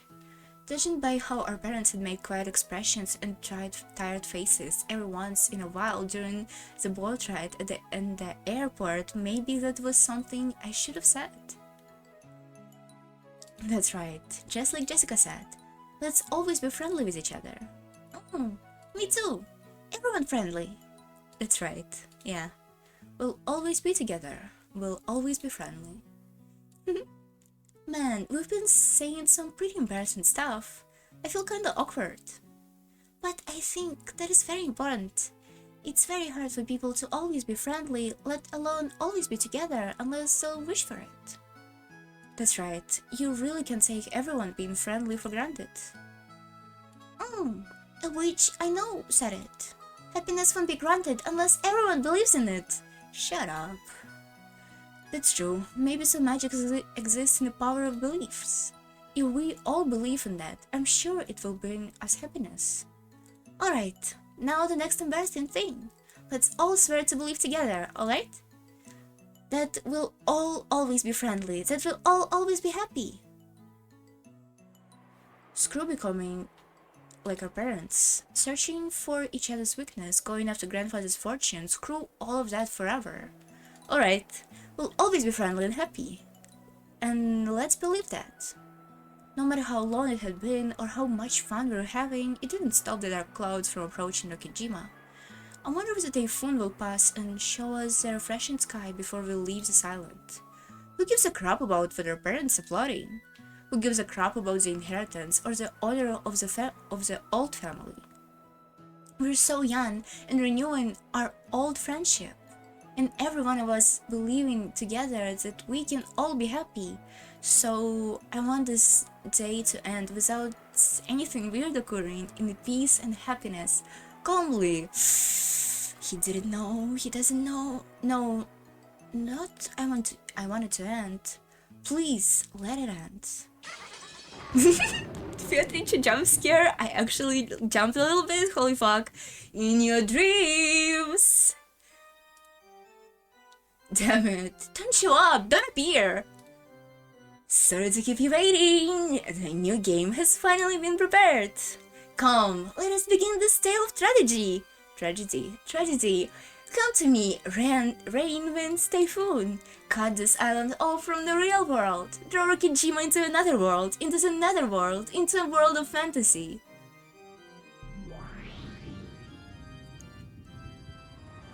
And so the tale repeated for the third time. However, before the endless witch, what point was here is counting 1, 2... What point was here is counting 1, 2, 3? There was probably no point at all. Oh! Okay, I completely misunderstood the sentence, sorry. After all, this tale of fantasy would be repeated endlessly until the march was settled and either Battler or the witch surrendered. Is Beatrice gonna do something new today? No more locked room mysteries? Actually, I thought about locked room mysteries, and I didn't thought of anything. I feel like it has not enough... I feel either Battler doesn't ask enough of questions, or the game itself kinda not telling me some things. Because that's what happened in Higurashi. In the end, the answers were is that you didn't have a lot of all the information you need to solve whatever mystery was in front of you. But maybe it's not that. Maybe I'm just stupid, which is 100% a possibility. and the sky grew dark and cloudy. The rain and wind were summoned together and became a typhoon, and Maria could be seen in a rose garden, paying no mind to the rain that had started falling, going around in circles, searching for that single rose which she surely marked. Oh, okay. This is upsetting that this happens again. This is upsetting that those characters not going through a character arc. I mean, the development of a character from a previous chapter did not went to this chapter. Like, wouldn't it be better if Rosa wasn't just a bitch to Maria? Here, like... Not here. Not here. The rose we marked. My rose isn't here. Maria definitely remembered it. That rose had been in a flower bed right here. Like, was the development in the last chapter really that drastic that you can include it in this one? I mean, it's probably again some thing that I don't know yet about that writer sort of, and I don't. But it would just be better. It would... At this point, the last chapter, all the places in last chapter that wasn't Battler and Beatrice talking, it kind of feels to me like a filler. Like a filler content. And it's not good for pacing and shit. But yet again, I could not have all information. Why should I saw some of the fragments of last chapter? That rose had been in the flower bed right here, and yet it wasn't. She didn't know what to do with her irritation at not being able to find something which should have been here. And moaning bitterly, she couldn't help but keep going back and forth in circles around the same spot. She was acting almost as though she would be able to see it if she looked at a different angle, but try as she might, there was no way she would find something that wasn't here. Where is her rose here? Did somebody took it? The wind grew increasingly stronger, and the rain turned into cold, large drops. There is no way Maria wasn't bothered by that. However, if she couldn't find her rose here, it would surely disappear forever. Maria believed that. The feeling spurred her on to keep searching for a rose that she had no chance of finding. Just then, the cold drop of rain that was tormenting Maria was suddenly blocked. Maria raised her head. When she did, she saw an umbrella was open here, protecting her from the rain. And the one holding out the umbrella was... Beatrice. The witch she admired, Beatrice. Beatrice! What are you doing so frantically in the middle of all this rain? You could catch a cold like this. Even witches have to care for their own health. My rose. I can find it. No matter how many times I search, even though it was definitely here, I can't find it. Maria told Beatrice about how there had been a slightly unhealthy, beautiful rose, and that she was sure they had marked it. And you can find it. Sorry. If you are a witch apprentice, you should use magic to search for the rose. I believe that as long as you search with merely your eyes, it won't nearly be enough. Can't find it. I did my best. I tried to search with magic, but can't find it. Well, this is certainly ideal for practicing your magic. It might be a little too much for you with all this wind and rain. Allow me to leave you some special powers. Concerns for one's disciplines is also among the duties of a master. Thank you, Beatrice. Maria's face, which has been full of sadness until just now, split open to a grin. Maria knew. She knew that there was nothing Beatrice magic couldn't do. Would it... really? Why can't she revive herself? Or... unrevive herself? I still don't know what she's doing here. She was sure that Beatrice would easily be able to find the rose that she couldn't find herself. Beatrice closed her eyes slightly, acting as though she was listening for something in all this wind and rain. When she heard it, opened her eyes and spoke. Ooh! Really? Really? All things in this world are transitory. It is unfortunate, Maria. It seems that your rose couldn't withstand all of this wind and rain. Really? Other witch theory is back on the table? Then my rose... Oh, it could be not like a new witch. It could be just Federica or something. Then my roses... It was uprooted by the wind and is no longer of this world. Is this really? What Beatrice said was certainly plausible. There was nothing odd about the flower being broken off by steam in the strong wind. However, Maria couldn't accept it and bitterly gave a low-pitched moan. No! Huh? No. It's my rose. My rose had to come back. I'll bring it back to life with my magic. Beatrice. Okay, I was stupid. I forgot that they do this. Okay, I was completely wrong. Beatrice, tell me how... Teach me how to revive Rose with magic. Having bad memory is not a good sign. It's much too early for an apprentice like you to learn a hidden art of... Wait. Did they really do it? Why the fuck, I completely forgot this part. Did they really revive the Rose? I remember they revived the candy. Beatrice revived the candy here. But did they revive the Rose? Or is somebody else took Rose?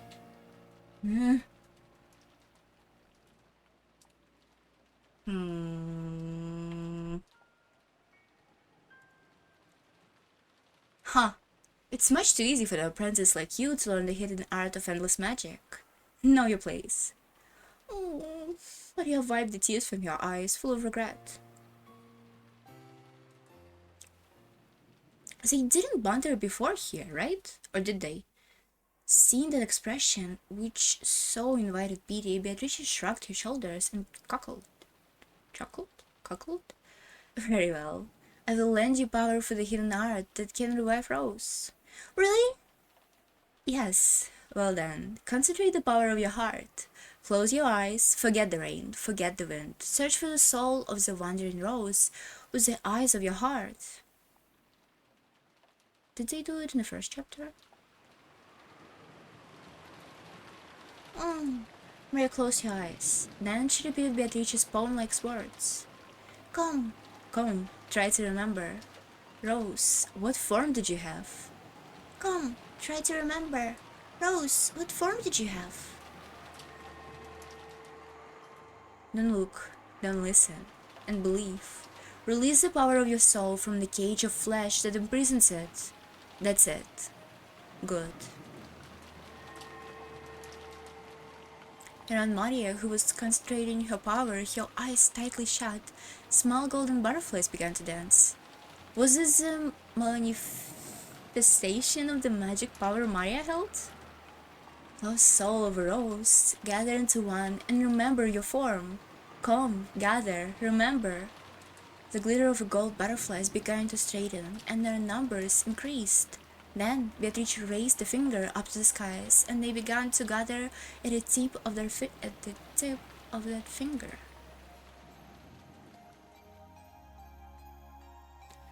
This was the miracle of the golden magic, and the gold butterflies began to condense into a single dazzling gain of gold. It was a single seed, glittering gold. Did we see this before? It sat on the tip of Beatrice's finger, budded into a golden sprout, and opened into a golden leaf. It then slowly fell from her fingertips, sank into the mud of a flower bed, and began to grow steadily. Maria, who admired magic and witches, must have really wanted to see this fantastical sight. However, as an apprentice, Maria was still not qualified to see it. No, she was probably afraid that, if she opened her eyes to look, the power of her heart concentration would be interrupted and the magic would be lost. Therefore, it was Beatrice, the one permitted to lay eyes on the golden miracle, who was one and only witch, the master of many miracles. Then the fully grown rose bloomed, creating one golden flower. and when Beatrice poked it with her finger in just the right way, the gold-colored sparkles scattered just as if golden soap bubble has popped, and what remained was a single beautiful rose. It looked like he remembered the splendid rose. However, if we just leave it mixed in with those other roses, it won't be able to tell it apart. Shall I perform one last service? Beatrice, for the sake of her cute Francis, who was moaning even more now in consideration, decided to cast one more little spell.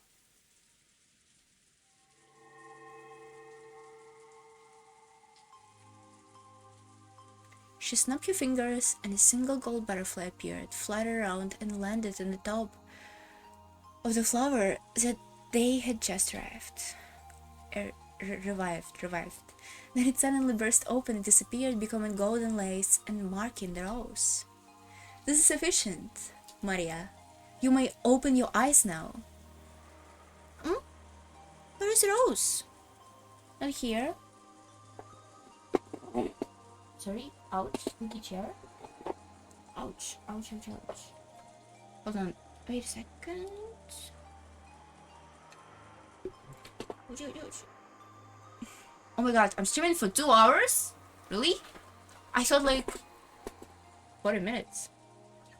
Then that's hour and 40 minutes. Jesus Christ. Ouch. Always because I started early a little bit. Oh. I sat in my legs and now they all fucked up. Meh.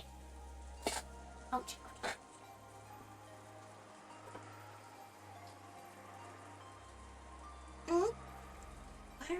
Where's the rose? Not here. Not here. Not over here. Over here. Look. I have marked it with golden lace. Wow! You did it! Awesome! Thank you, Beata! Thank you, Beata! I want to become a witch quickly! A great witch like Beata! And you can! Long ago, I too wish for that innocently, just as you do, and I have attained that level. Maria was ecstatic over the revived rose, clapping her hands and jumping around in joy. Watching that, Beatrice also smiled, looking fairly pleased.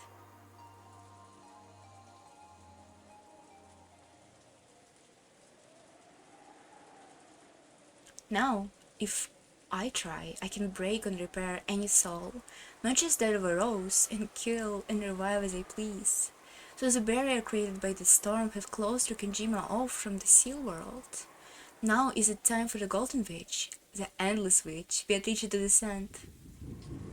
Descend? Oh, you mean in the world.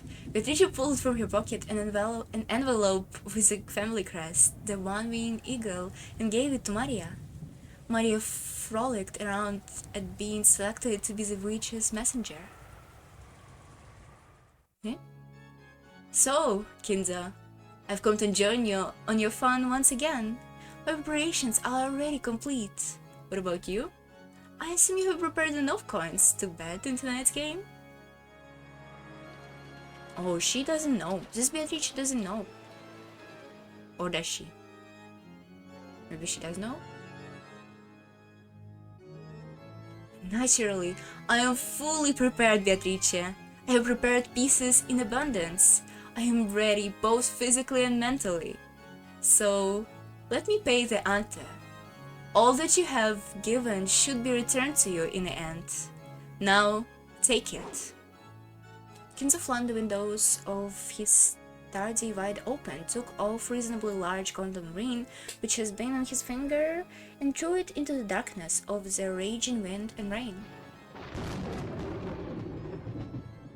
The dream was struck by lightning, and after twinkling gold for an instant, disappeared. Kinzo watched it go, grinning broadly and fearlessly. A second. Kinzo watched it go, grinning broadly and fearlessly. I don't see myself losing. You are mine. Forever.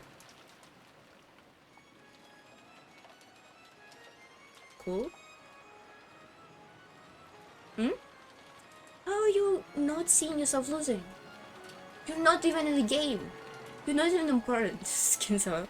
The ring that Kinzo has thrown became a single gold butterfly and fluttered around in the wind and rain. It headed for the Rose Garden, almost as though it had been guided here. It then found the figure of a golden witch and fluttered down. Ooh. When it arrived right in front of Beatrice, it burst in a flash of gold and returned to its original form of a ring, flipping up into the air. It seemed as if it would simply fall back down into a puddle of water, but suddenly it stopped in midair, almost as if some transparent person had caught it. Ooh, somebody is here! Somehow it seemed unexpected, even to Beatrice. However, she soon realized who it was, and grinned broadly at it. Who the fuck is this? Excuse me? He has... what? Who? Huh? Why is he looking like this? He's ugly. Not gonna lie. Sorry. He has an eagle on him, I guess? As he did, the figure of a person who had caught the ring began to fuzzily appear. It was the figure of a young man wearing a butler's uniform, and by it was one named Eagle Crest. Were you always here? Who the fuck are you?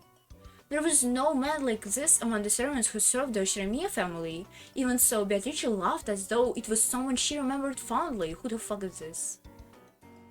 Renov it is. Renov. Am I supposed to pronounce we like really soundly or not? Renov? It is. It's been quite some time. It seems that you have remembered me. You always were a man who was serious about loyalty.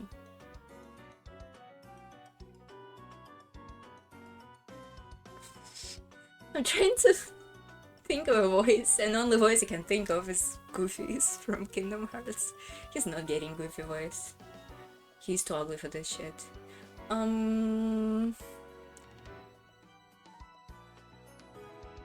Okay, the longer I stay on this, the higher the expectation is, and the worse the initial voice is gonna be.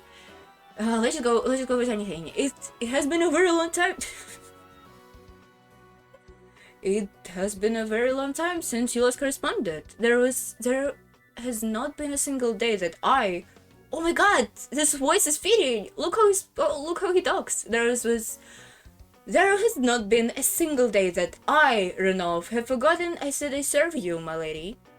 Indeed, I was more fearful that you have forgotten about me, my lady. I have, after all, known you to be quite forgetful. Oh my god. I see. Yes, it seems I do forget easily. I couldn't even remember your rice speech until I heard it again. For you, my lady. With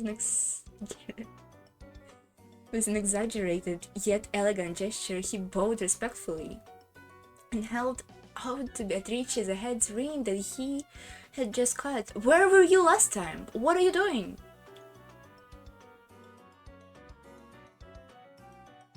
It is the Ushiromia family head's ring, returned to you from Ushiromia Kinzo. It is now, once again, in the possession of its master. Indeed, it's the proclamation by Kinzo that the game has started. I acknowledge received. So, how would you like to play tonight? Shall I prepare the roulette immediately? Or shall I prepare some black tea first? Both sounds attractive, but for now, I suspect I need you to greet someone. I'm quite sure that this man has his mouth hanging open and can't shut it. Right, Butler? Oh, okay. He's everywhere. He's like in a meta shit. Okay. He is completely new to this. Okay, good. Because I had a question if he was here all this time. Oh, he has ugly monocle that is connected to like a pin in his hair? Or is it... or... It's such a weird design. I mean, all designs in umineko are weird, but I like most of them. Greetings. Allow me to introduce myself. I'm called Renov, and I serve as a side of my lady Beatrice. Where were you last time? What were you doing? You suck. Double playtime. 50 hours? This is literally 1/3 of all of my VTubing. What the fuck? They should play a normal game after this. We wanna chat characters, right? Ronove. One of the 72 great demons.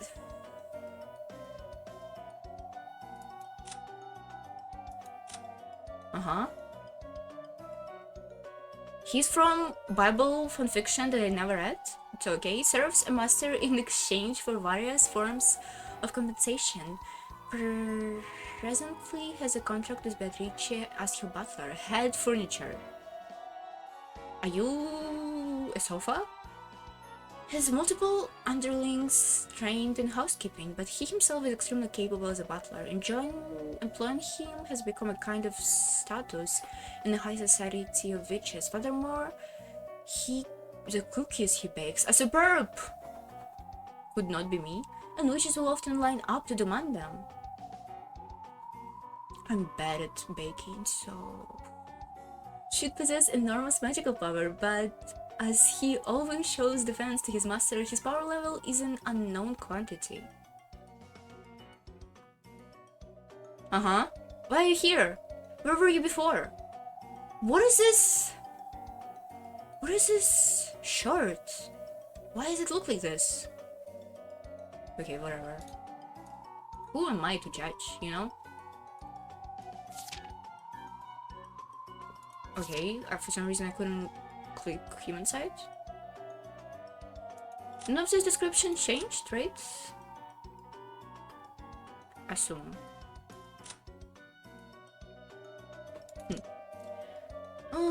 Yeah. It is truly a pleasure to meet you.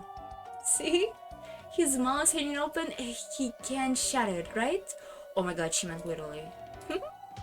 Oh no, she didn't. Phew. Isn't it obvious? Another incomprehensible guy just appeared. I grumbled that goat-headed people should start doing the bone dance, and that goat head started showing up in swarms. And since then, not only have those 7 sexy-ass babes appeared, but now even a butler has goddamn shown up. It doesn't make sense, cut it out. By the way, Butler, did you notice? Have you realized that you're meeting him is a devil's proof? Because he's a devil? No way. A devil's proof? What do you mean? He may not look like it, but this guy is a genuine demon, with his name amongst the 72. You do understand that's not how it works, right? In other words, I've brought a demon right in front of you, which truly proves that they exist. Did you brought him in? Or did he just came here? Oh, whatever. Ronova holds a noble rank in hell, the 27th highest ranked great demon. He's a pretty useful man. I summoned him at high cost and made him serve me. At least he wasn't bored, right? This is an honor to be introduced to you. While my name is among those in the nobles of hell, I now serve as a head furniture of Beatrice-sama, vulgar human, and the great rage from even demons could flee in fear. Okay, voice changed, whatever. He's a very useful man, but he's imprudent with his words. It's slightly frustrating that he sometimes forgets to respect his master. There is nothing in my contract regarding the way which he must speak. I would like you to change this contract. It doesn't bore me, so it's fine. Beatrice turned her head to him, chuckling. After bowing once more onto her back, Renaud. I'm sorry, I can't pronounce this "we."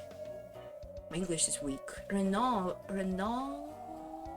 turned back to Butler and stuck out his right hand, showing off an innocent smile. Normally, this meant that he was asking for a handshake. What is this supposed to be? I am also the one who's been subjected to my lady's whims. In that sense, kill me. In that sense, I am sure that we could become good friends. This is a handshake of friendship. Of course, it does not mean that you will be entered into a demon's contract, so rest assured. Is he gonna play prank on you or something?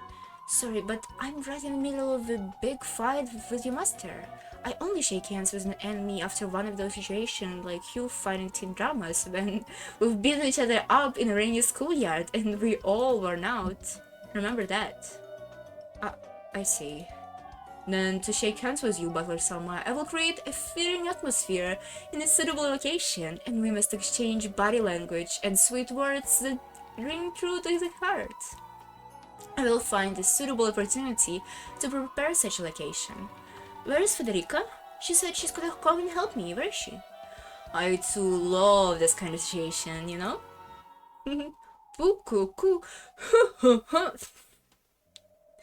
Laughing intensely, Renault whispered that to Butler with his face so close that their noses were almost touching.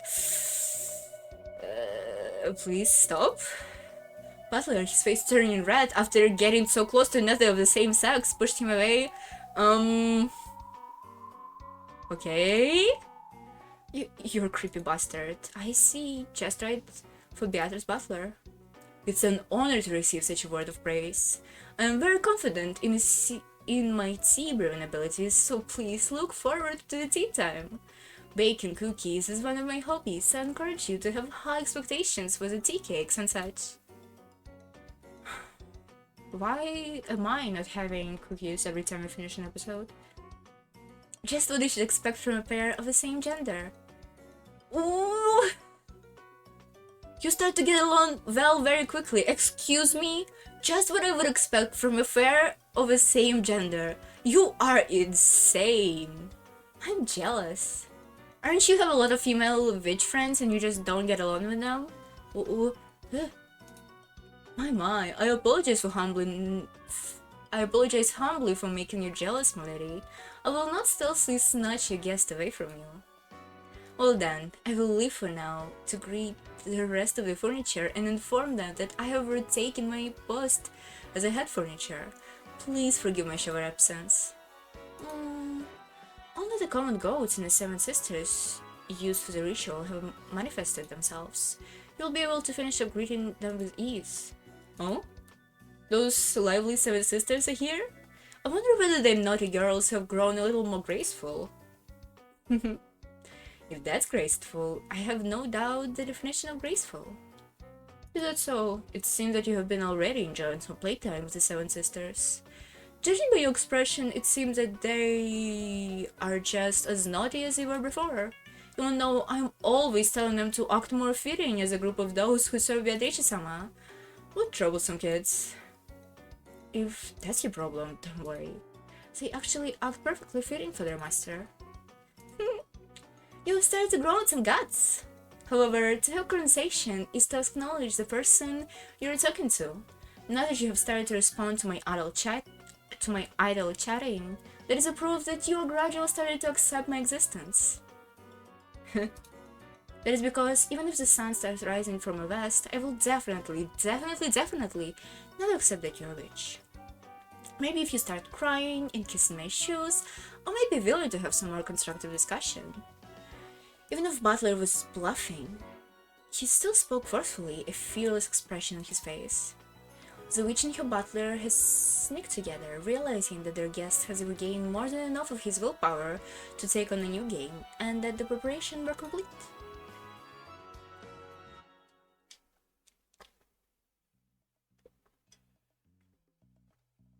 After Renov exchanged a few words with Beatrice, he bowed silently. It's supposed to be Renova. It's supposed to be like Renova. It's Japanese name. They're not pronouncing sounds usually, especially when they're in the end of a word. He bowed silently to Butler, scattering into gold butterflies, and disappeared.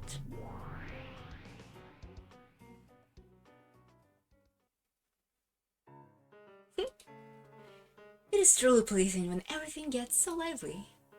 How boring were the days when I trapped alone on this island, unable to regain my power and without anyone to talk to. I get how creepy-ass guy is really fitting as your butler. But tell me, why has said butler only appeared now? You said something about how only the goats and the seven stick sister has manifested themselves. What did that mean? Yes. You still fight it, but I'm a fully fledged witch. I'm in contract with good many non-human entities in the netherworld. I'm sure none of your contracts are halfway near decent. First some goat monsters, then those sexy ass babes. and this time a demon butler showed up. He's a joke of a demon butler. I know the one who's much better. I don't want to say it, but there better not be more and more of these weird guys to come. Haha, how much furniture do you think I'm serving at my great golden mansion? How many demons do you think visit me here? They will keep coming. They will appear in any numbers. Then the door to the Golden Land is open. I will call back all of my furniture. I'll build my new castle here on Rokijima. Then I plan to invite all of my old friends and we will drink and dance together for 3 days and 3 nights. I do also plan to invite Kinzo's family, of course. You too, if you wish. So, let me get this straight. Since you'd lost your power for a long time, you couldn't summon them. And your magic power has been recovering gradually, so you become able to summon more and more monsters. Is that what you're trying to say? It is, you say. You have managed to avoid taking that final step off the cliff, but your heart is already wavering, and you are unable to deny that I'm a witch. That wavering in your heart was slightly restored my power as a witch. So, are you saying that creepy butler appeared because I started to surrender? That's right. Bit by bit, you are surrendering to me. You submitted to me so much in the last game that you received all of your humiliation, did you not? Your back was truly pleasant for throwing at my feet on, I'll have you know. Damn it. I thought that as long as I didn't accept you, I'd be able to keep on going. But it seems apparently I was mistaken. Yeah, that's right. The closer you get to submitting, the more the game will swing in my favor. Isn't chess the game? Isn't chess the game? Oh fuck, isn't chess the same? In the process of cornering each other's king, we have traded several pieces. It is true that I have yet to corner your king. However, have you hands full just enabling your king to escape, and have lost several important pieces to me, and conceded a large advantage. It is only natural that further advances will lean in my favor. Yeah, I mean, Federica is with us, so... As we continue, you will probably still succeed in frantically avoiding my checkmates, if nothing else. However, as you do, I will steal your important parties. I will... Oh, I don't know why I'm like this, I don't know.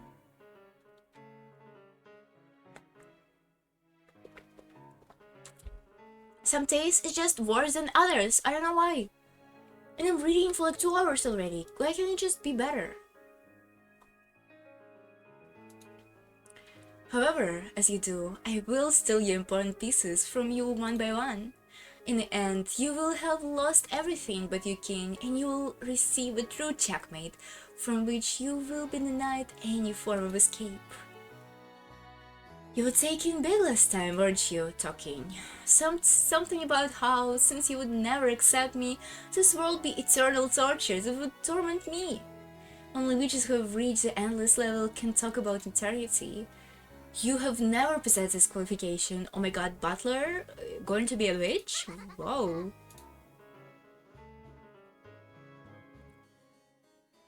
So you're saying I need to become a witch, did you? Okay, well, yeah.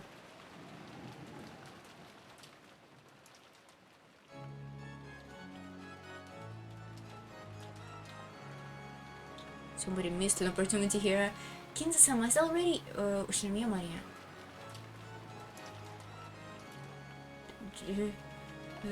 Dissonance because sentence is real long. Kinza-sama has already publicly displayed his location of a hidden gold with the epitaph under my portrait. Why? These rules apply equally to all who can read the epitaph. If you discover the gold, I shall return anything to you. Everything.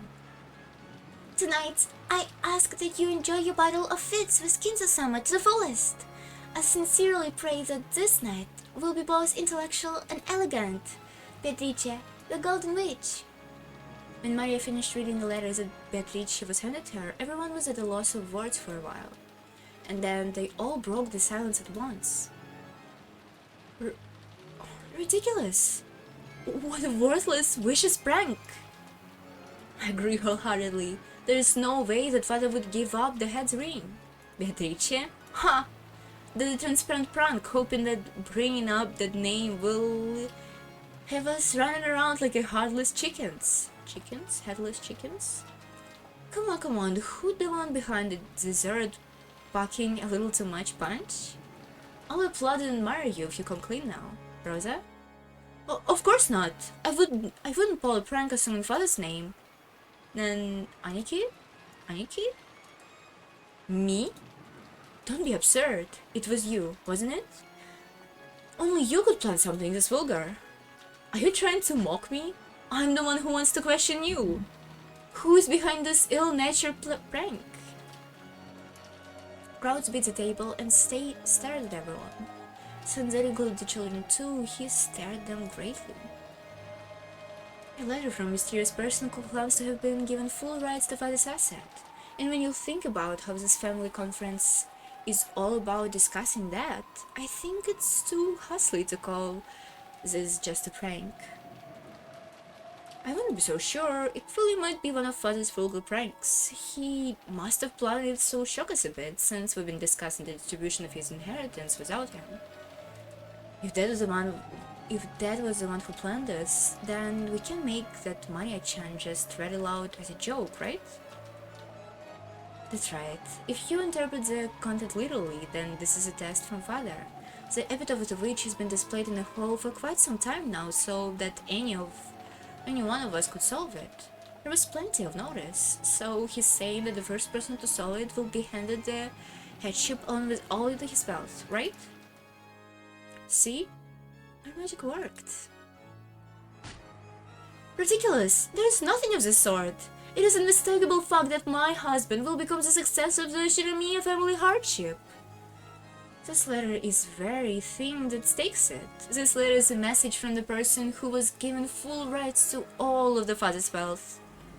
Nissan right to become the head and his return to a blank state. The person who solved this riddle.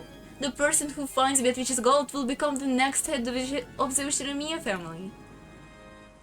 Ludicrous, new sprite. Are you going to trust the meaningless words in this letter? That the seal was a real thing? How can you possibly trust that?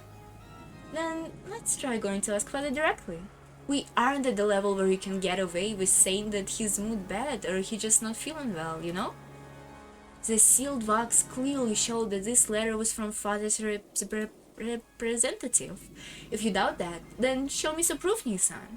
Prove that this letter is not an expression of father's wishes. Very well. It is just as you say. It's no longer matters whether dad in a good mood or not. Let's go up and ask him directly. This is a new one, right? Let's do it. We'll ask dad directly. Dad is to blame too here. Why did he have to choose such a roundabout way? Well, that is a little like him.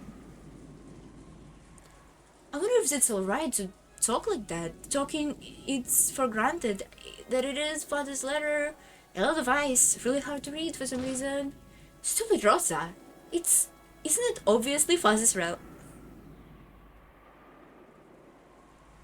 I'm so bit and so mad. Why?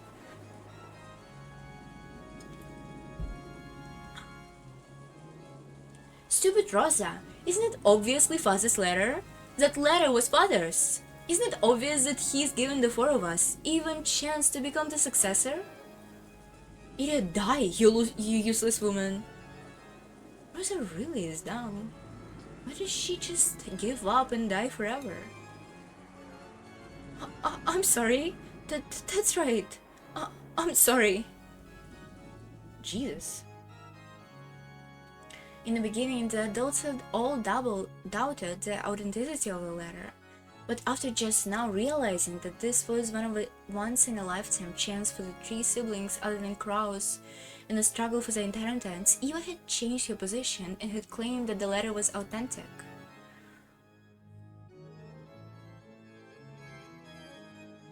They never did this before, right? Rodolphe and Rosa also realized that and agreed. Sorry, something in my eye.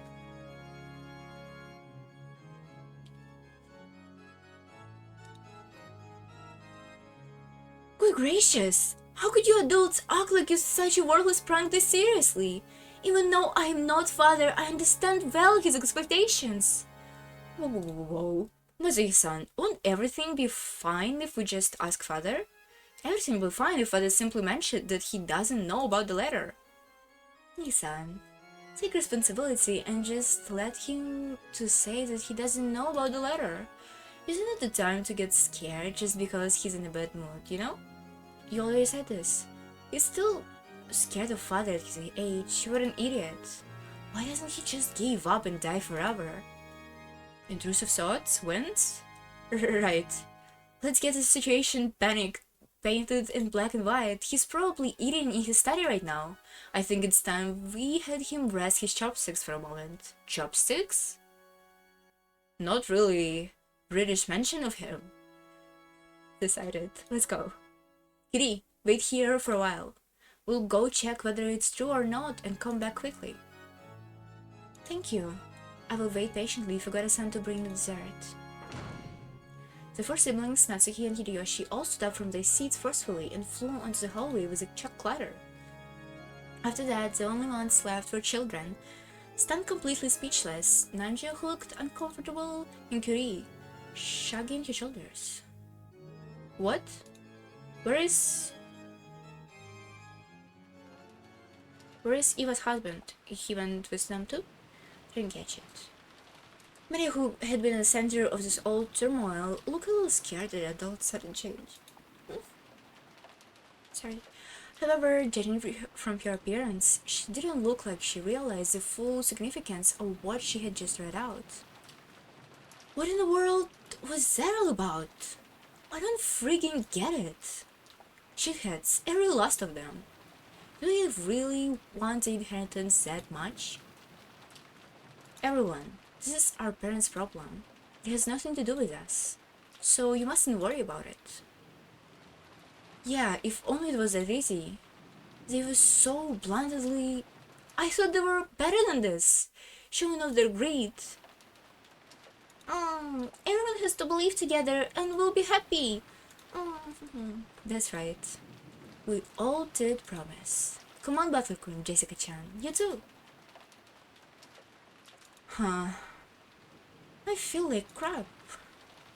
We won't accept it at all, but we lay down our arms for the time being. We had known vaguely how filthy the family conference was going to be in this time. However, after a 6-year blank, I couldn't help being shocked. Seeing that the children were completely dejected, Dr. Ninja cleared his throat uncomfortably. It's an adult discussion. It has nothing to do with all of you, young people. Let us forget about it. I would if I could, okay? I know that it's hard on you, but please forget it for now, for their sakes. All of your parents are fighting frantically to make your futures just a little brighter. Please don't look at your injured parents with those cold eyes when they come back. Even on your request, Kiri-san. That's, what? That's a hard one. If we could be that cut and dried about it, we wouldn't be the kids in the first place. Everyone happy. Can get dark. Believe. Unless we all believe we can be happy, the happiness will get away. We'll have to believe. That sounds good. I'll believe too. We can be happy. Andy-Kri, thank you. Battler and Jessica Oni-chan, you believe too? Petrici is always saying that magic won't work. That magic won't have any powers if you don't believe. Kri-san rose from his seat quietly, went over to Maya, and crouched down so that their eyes met. You believed Auntie Kitty. Now Butter and Jessica on each other have to believe. They're both strong people. They'll feel better soon and do that for you. Yeah. More importantly, I wanted to tell me. When Kiri-san said that, Jessica, Georgia, and Kid, Dr. Nanja, and I all listened closely. I should go ask about the judge. It looked like our parents' minds had been filled by thoughts of grandfathers and the inheritance problem. But we wanted to ask Maria about something simpler. Oh, is Beatrice gonna be here as a 13th person or no? Oh, she was in the character list, right? Yeah, but she's here as a witch. And her we were going to talk Maria about something simpler. Oh, what? Who gave you this letter, Maria-chan? Beatrice. The witch down in the portrait. She gave me this letter and umbrella. And she used magic to fix my rose that was broken. Beatrice is an awesome witch who can do anything. Could you tell us about it in a little bit more detail?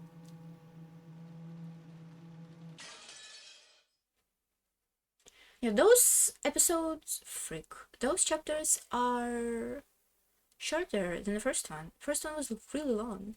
The Witch's Written Challenge. Without even being allowed to wait for the dessert, we were chased out of the room. I heard that, in the end, our parents were unable to get grandfathers to respond. Oh, what? Really? Well, I'm not sure I should be saying this, but I feel like grandfather deserves a pat on his back.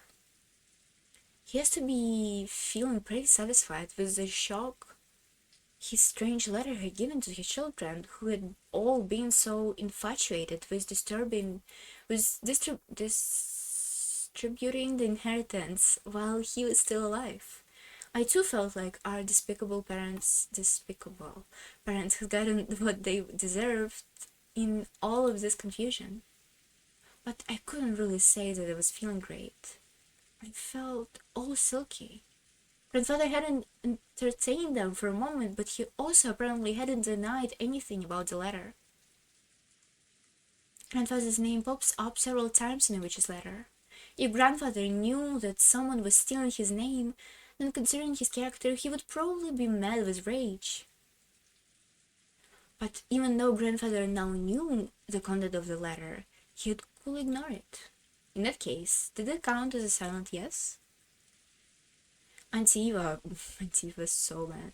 Auntie Eva and Dad has been trying to interpret the letter in their favor. They agreed clearly visible.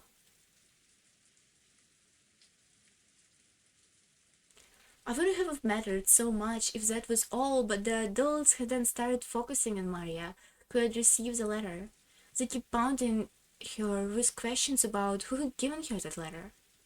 Maria repeated over and over again that she had gotten it from Beatrice, but there was no way a mysterious person like that could be mixed in with the others on the island. After all, this is a small island where no one lives except the Ushiromia family. Maria kept repeating that she'd gotten it from Beatrice no matter how many times she was asked. It seems that the adults felt that she was trying to trick them, so they didn't hold back and questioned her until she broke out in tears. What doesn't help in reading it that I already read almost all of it before, so I'm kind of losing interest. By the time Maria was released, she had cried herself to the point of exhaustion. Our parents ordered us to go to the guest house and take Maria with us, then shut themselves up in the dining hall and started getting louder and louder as they discussed the inheritance. It seemed that, because of the strange letter, the possibility had arisen that Uncle Krause's ability to become the next head could be returned to a blank state. And in exchange for accepting him, my dad and the rest were trying to swindle Uncle Krause out of a lot of money, or something like that. Jessica and I, both astounded, were happy to move over to the guest house. We didn't want to be under the same roof as those filthy adults, their heads so filled with thoughts about money. George and he pleaded on behalf of our parents, saying that he wanted us to understand them. I understood his reasoning. No matter how filthy the stock of money was, it wouldn't go away if you just closed your eyes to it. But even so, how could they so bluntly degenerate into such a money-grabbing demons?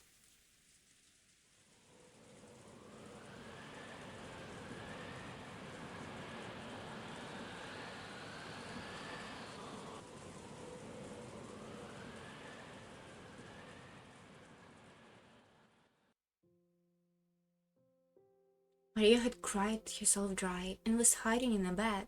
She wasn't even twitched for a while, so she was probably sleeping. Who in the world gave the letter to Maria-chan? George Nissan, you mustn't ask anymore. If Maria says he got it from Beatrice, can we just leave it at that? I mean, we don't want to make you cry any more than this. That's sad. Even we felt a confusion that we wouldn't clear away. There are only 18 people on this island now. The thought that, in the middle of this reign, an unknown and 18th person gave Maria-chan this letter and is now hiding somewhere, honestly doesn't seem realistic at all.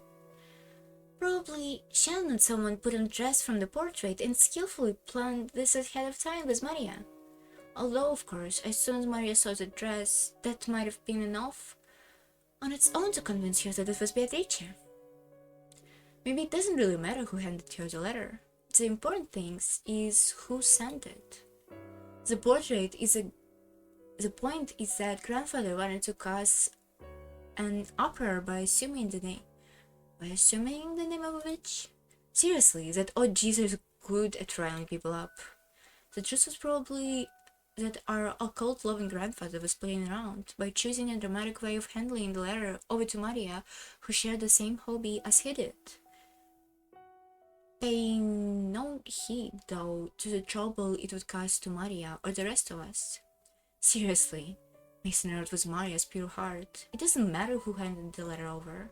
Maria said that she got it from Beatrice, so let's treat it this way. I agree. Let's do that. To Maria-chan, Beatrice is kinda like Santa Claus to the most kids.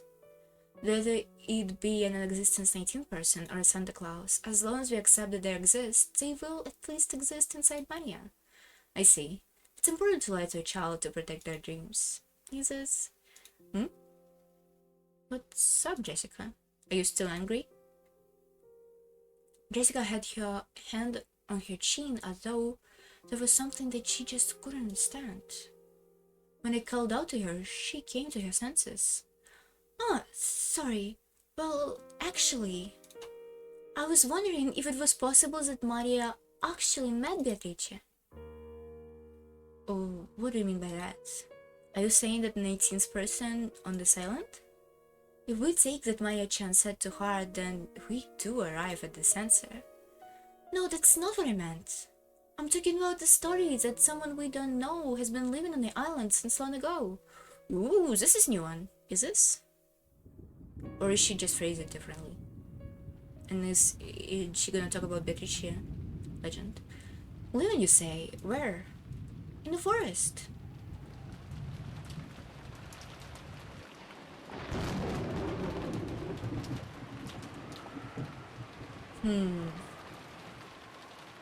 It is indeed a theory. Can we run to the killing, please, already? The adults were gathering in the dining hall, spending a real long time continuing the discussion that they'd been started by Beatrice's letter. Krauss strongly claimed that the letter was simple prank, but he couldn't overrun the claim that Kinzo's failure to deny the letter was answered enough. Judging by Kinzo's character, if he knew that the letter has been written by someone else in his name, he wouldn't be mad with rage. Since all visibly knew that, Krauss had no choice but to withdraw his call.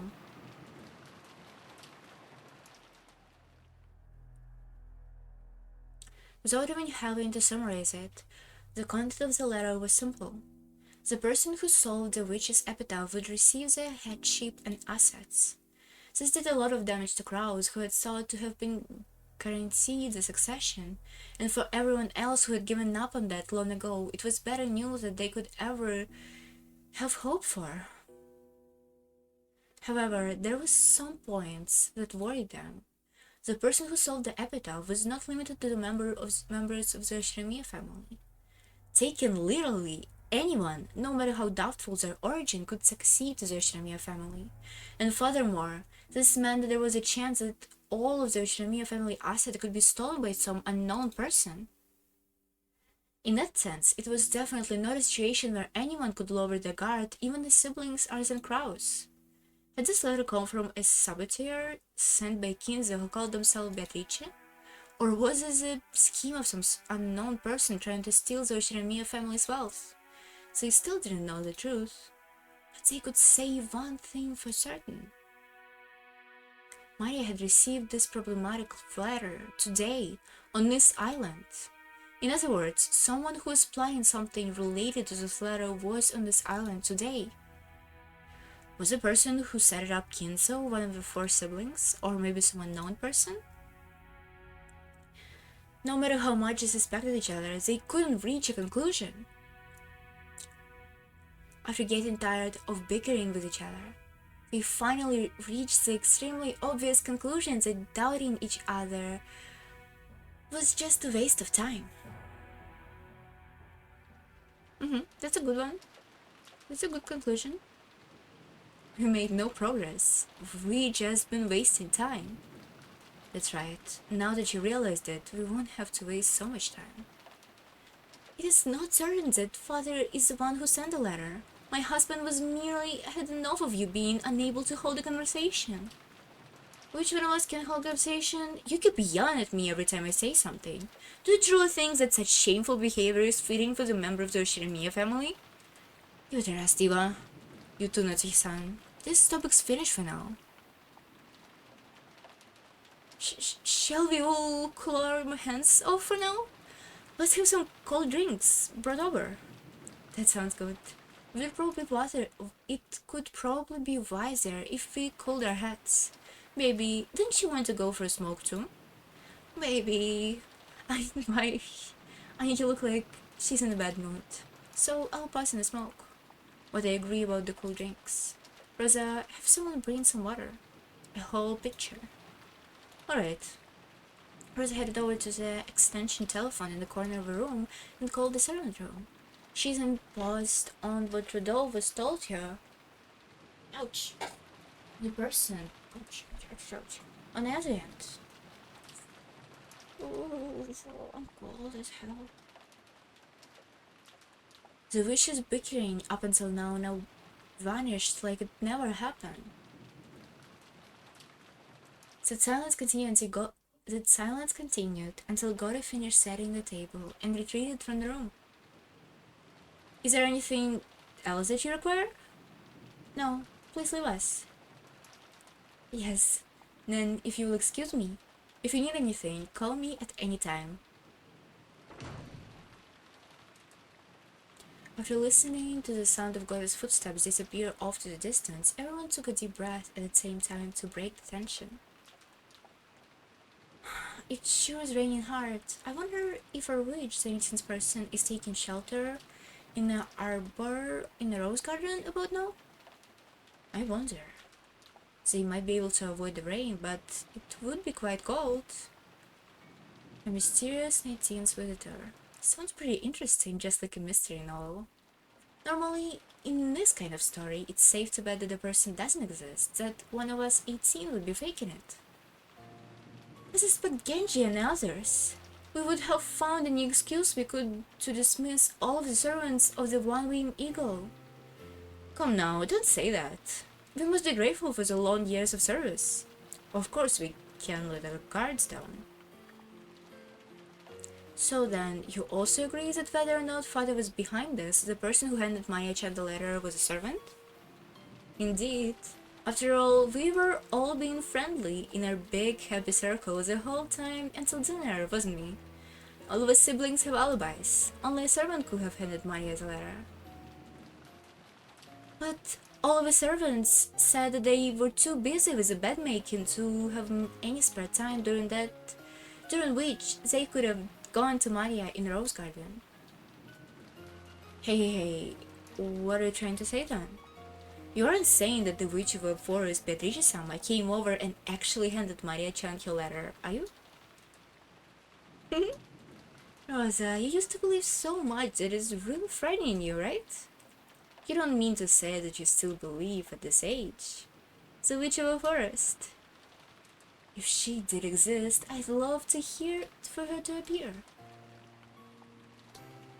But no matter how much I wish, she didn't appear before me even once.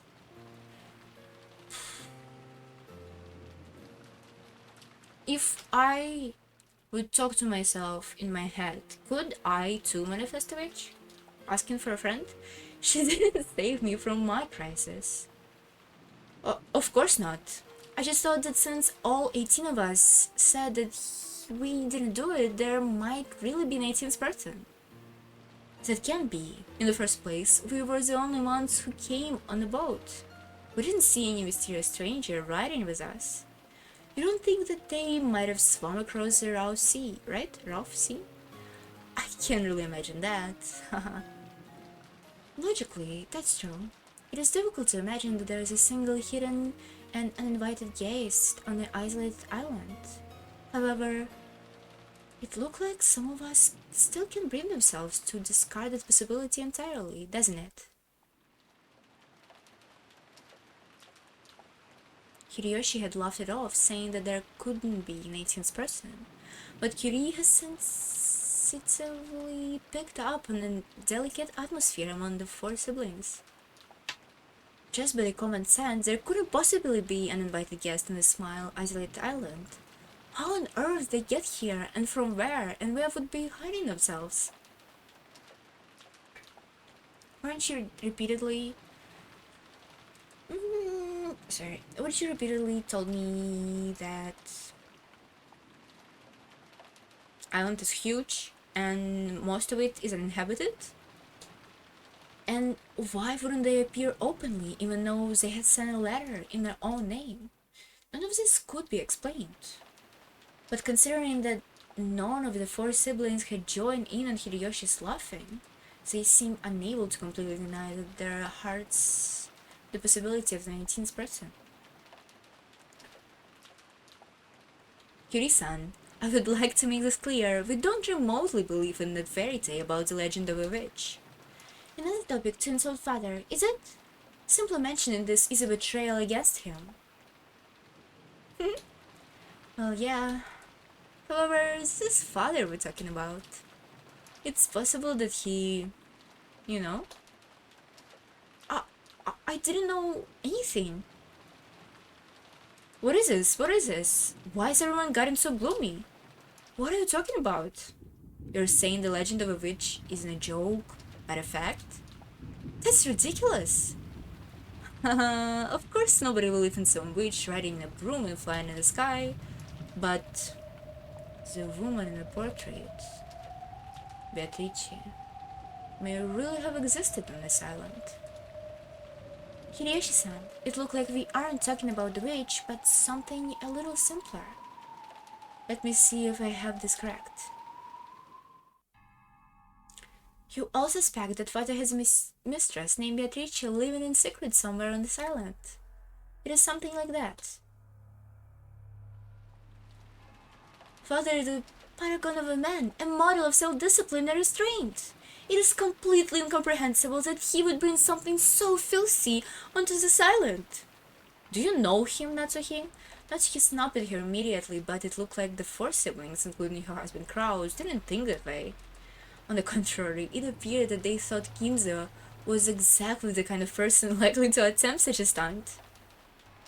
The existence of a mistress who had Ginzo under his spell had been whispered of since the very beginning. Then he had built a mansion on the island. I'm sorry, Natsuhi-san. I know how much you respect Dad, but the rumor's been around for a long time. Oh, time to go. See ya. Bye.